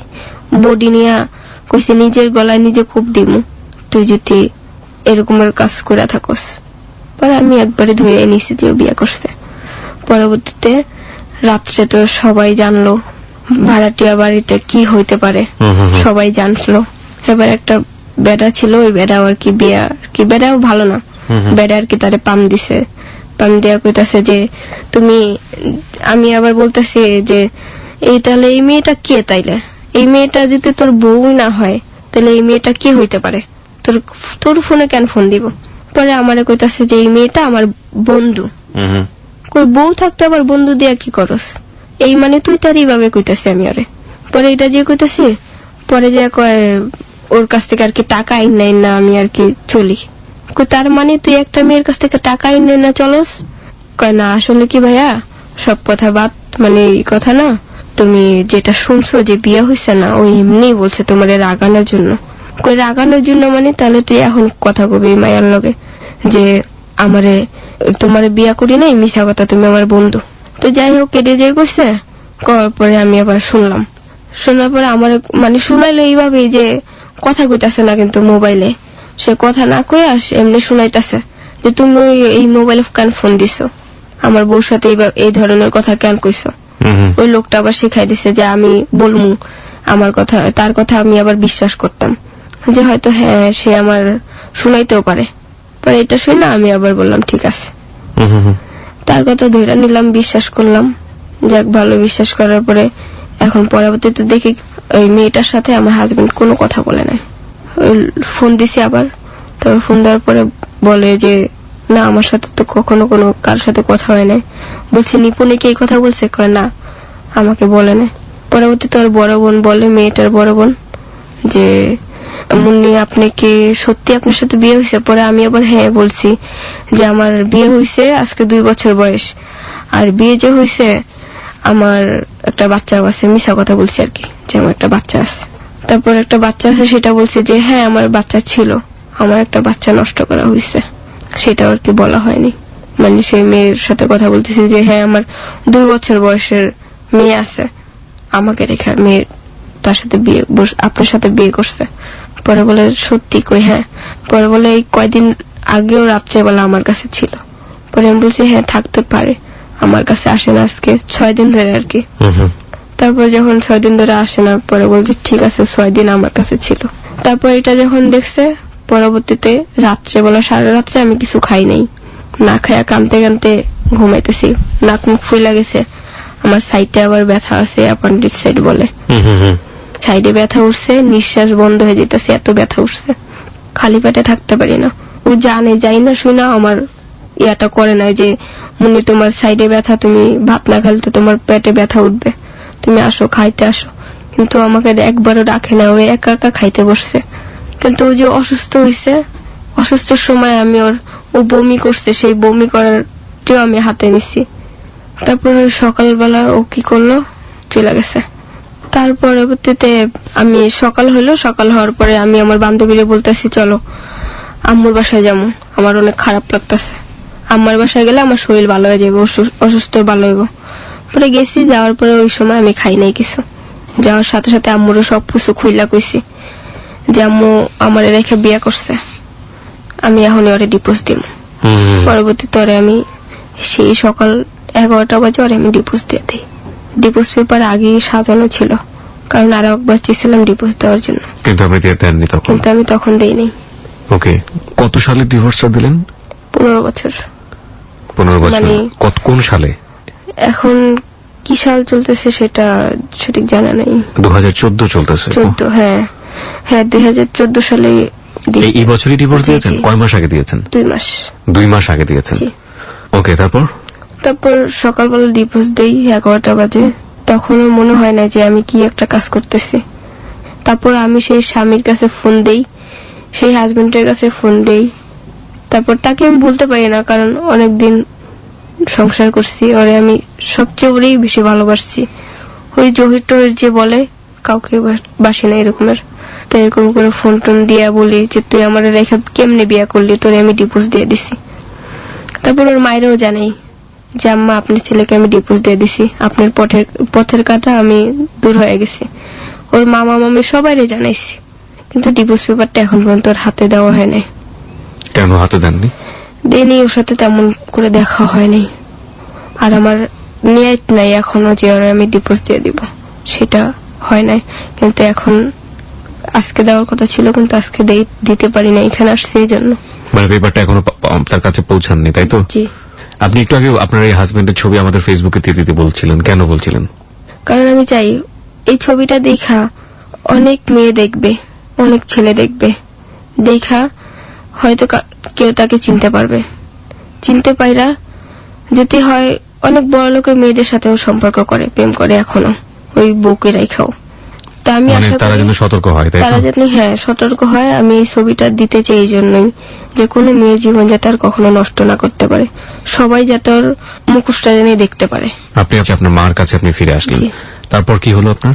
আম্মু আমাকে ওইখানে পাঠাইতেছে, আবার কিভাবে পাঠায়? যাইতেছি রমা দিদির নামের একটা, তার কাছে যাই আসি, 500 টাকা করে আনি, একটা এসে 4000 টাকা ঋণ ছিল। আমার খালা বলছে এটাই যে শোন মুন্নি, তুই এখানে আয়া পর, তোর এখানে একা একা থাকার কোনো দরকার নেই, যে তুই ডিভোর্স দিয়ে দিছিস, একা একা কার লইয়া থাকবে। আর পরে যে কইছি হ্যাঁ আইতে পারি এক শর্তে, আমার মা যদি আমার দিয়ে এই কাজ না করে। আপনারা কি আমার এই দায় নিবেন? কয় হ্যাঁ নিমো দায়ী। পরে আমার খালা নিল এই দায়ী, আমার আফা নিল এই দায়ী, বড় আফা, হ্যাঁ জানলো পরবর্তীতে যে এই কাজ আমার দিয়ে করাইছে। এরপরে সবাই দায় নিল যে আমি তাহলে তোর সবকিছু দায় নিছি, যদি এই কাজ করে তখন আমার কবি। তার পরবর্তীতে দেখা গেছে কি আমারে আবার এই লাইনে দিল, আবার এই কাজ আমারে দিয়ে করাইতেছে। স্বামী তো করাইলই, মাও তো করাইলই, মানে খালাও করাচ্ছে আবাও করাচ্ছে না, মানে তারা চাইছে যে এই দেয় নিতে, কিন্তু না না পরবর্তীতে হ্যাঁ নিব করতে গিয়ে হয়তো আর আমাকে এখানে থাকে না।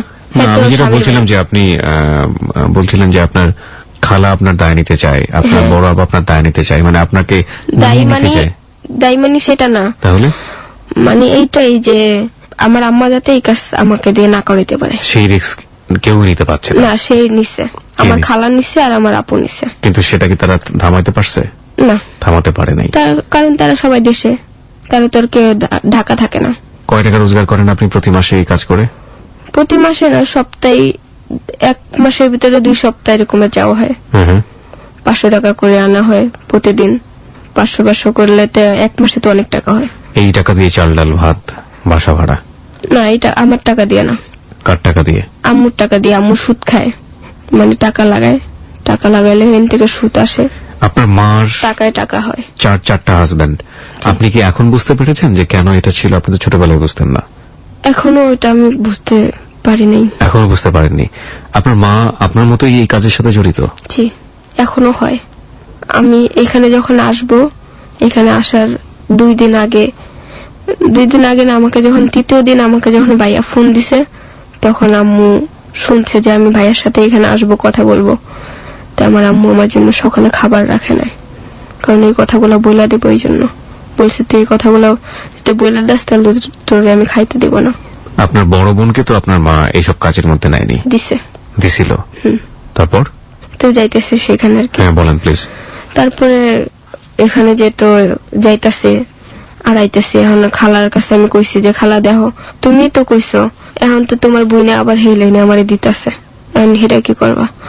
কয় যেহেতু তোর যেহেতু ঋণ আছে, আমার 4000 টাকা ঋণ ছিল একজনের কাছে আর কি, সেই 4000 টাকা আমি দিয়া দিমু। কইছি যে ঠিক আছে, তাইলে 4000 টাকার লিগা আমি তাইলে এই কাজ আবার করতেছি। ওকে। আমার 4000 টাকা দেওয়া হয়েছে, তারপরও এই কাজ আমারে দিয়ে আবার করাইতেছে। পরে আমি খালারে কইছি আর আফারে কইছি, দেখো আফা, এই যে এই কাজটি তোমরাই তো আমারে রিস্ক নিলা, এখন কি আমি যামুগা? আমি কিন্তু একা, আমি যদি গার্মেন্টসের চাকরি করি, আমার মাস শেষে অপারেটরের বেতন আছে অনেক, 9000 টাকা বেতন পড়বো। তখন কিন্তু আমি মানুষের বাসায় খাইতে পারবো ভদ্র সহকারে। পরে এটা যে কইছি, খালা একটু আর কি ভয় পাইছে, আম্মুও ভয় পাইছে। পরে আমার আর কি চেকে রাখে, আম্মু সাথে করে নিয়ে যায় একটা লোকের বাসায়, আবার নিয়ে আসে। মানে সেই আগের মতন শুরু করছে, আমাকে ঘরে আটকায় রাখে, ঘর থেকে বের হইতে দেয় না কোথাও। আপু দেশের থেকে আহে, আবার পরে এটা আর কি একটু মিস্টেক হয়েছে আর কি কথাটা, যে এটা বিয়ের আগের কথা আর কি, বিয়ের সময় আমার কথা আর কি। মানে আপনার বিয়ের সময়ের কথা? জি। বলেন শুনি। এই যে আপু, আমার যখন বিয়ে হওয়ার যখন 6 মাস যায়, তখন যে আমার আপুর সাথে আমার আর কি হাজবেন্ডের সাথে যোগাযোগ হয়, সবার সাথে একসাথে যোগাযোগ হয়। হওয়ার পরে আমার আপু দেশের থেকে 1 বছরের জন্য বেড়াইতে আসে ঢাকায়। আমার আম্মু খাইতে পারে না, কিছু পারে না, এই জন্য আমার আপুরে কইতাছে আমার আম্মু যে, শারমিন দেখ, তুই তো এখন একটু কাজ কাম করলে ভালো হয়। কয় ঠিক আছে, আমি গার্মেন্টসে ঢুকবো, সমস্যা নেই। কয় না, গার্মেন্টসে না, একটা কাজ করতে ঘুমোতে করবি? কয় হ, করবো, সমস্যা নেই। কও তুমি আমারে, মানে অনেক ভালোবাসে আমার আপুরে আম্মু। পরে যে এটা যে করলো, কয় এই কাজ করবি। আমার আপু আবার আপুরে লয়ে গেছে এই বাসায়, যেই রমা দিদির বাসা, সেই রমা দিদির বাসায় নিয়ে গেছে। আপনার আপুকে? জি। কে? আপনার মা? আমার আম্মু। তারপর পরে সেখানে আমি গেছি, যাওয়ার পরে আমারও সেই রমা দিদির বাসায় নিয়ে গেছে। তখন আমি কিন্তু বিয়ে হয়েছে, আমার বিয়ের সময়ের কথা। আপনার সবচেয়ে ছোট বোন যে, ওর বয়স কত এখন? 3 বছর। আপনার এক্সিস্টিং বাবা যিনি, উনি জানেন এইসব ব্যাপারে? এখন যে আছে না, কিচ্ছু জানে না। কতদিন যাবত উনি আপনার মার সাথে সংসার করছেন? অনেক দিন। 1 বছর? কয় বছর? আরো বেশি, 6-7 বছর হবে। 6-7 বছর। এই 6-7 বছরে একবারও সে জানে না? How it is possible? কারণ সে এখানে থাকে না।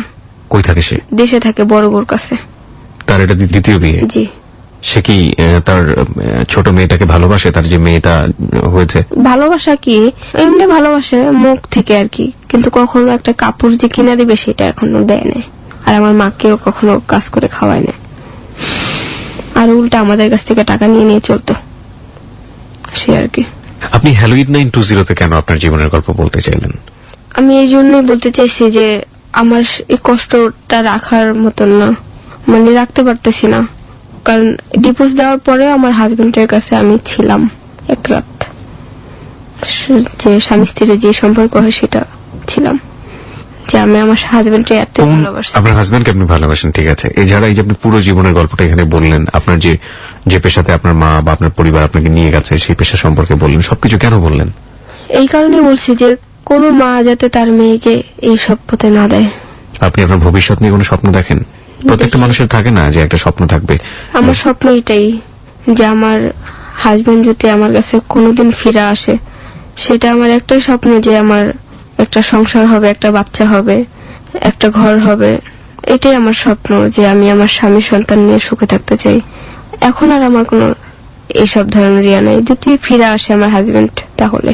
আর যদি ফিরে না আসে? ফিরে না আসলে কখনো বিয়ে বসার চিন্তা ভাবনা নাই। ঠিক আছে, বিয়ে বসলেন না, তাহলে আপনি কিভাবে চলবেন? গার্মেন্টসে চাকরি করব।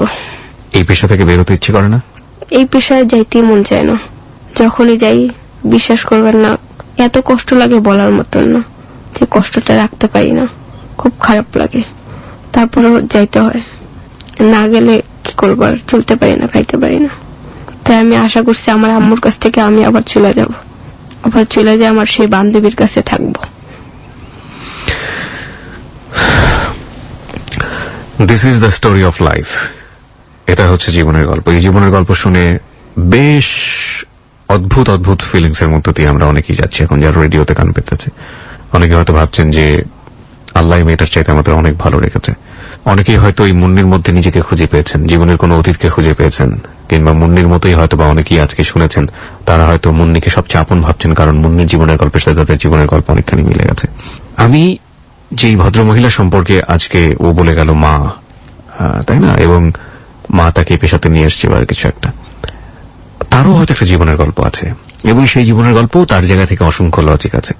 কি নিদারুণ বাস্তবতা, কি মানে অসহনীয় বাস্তবতা আমাদেরকে এমন একটা সময়ের মুখোমুখি করিয়ে দেয় যখন আমাদের কিছুই বলার থাকে না।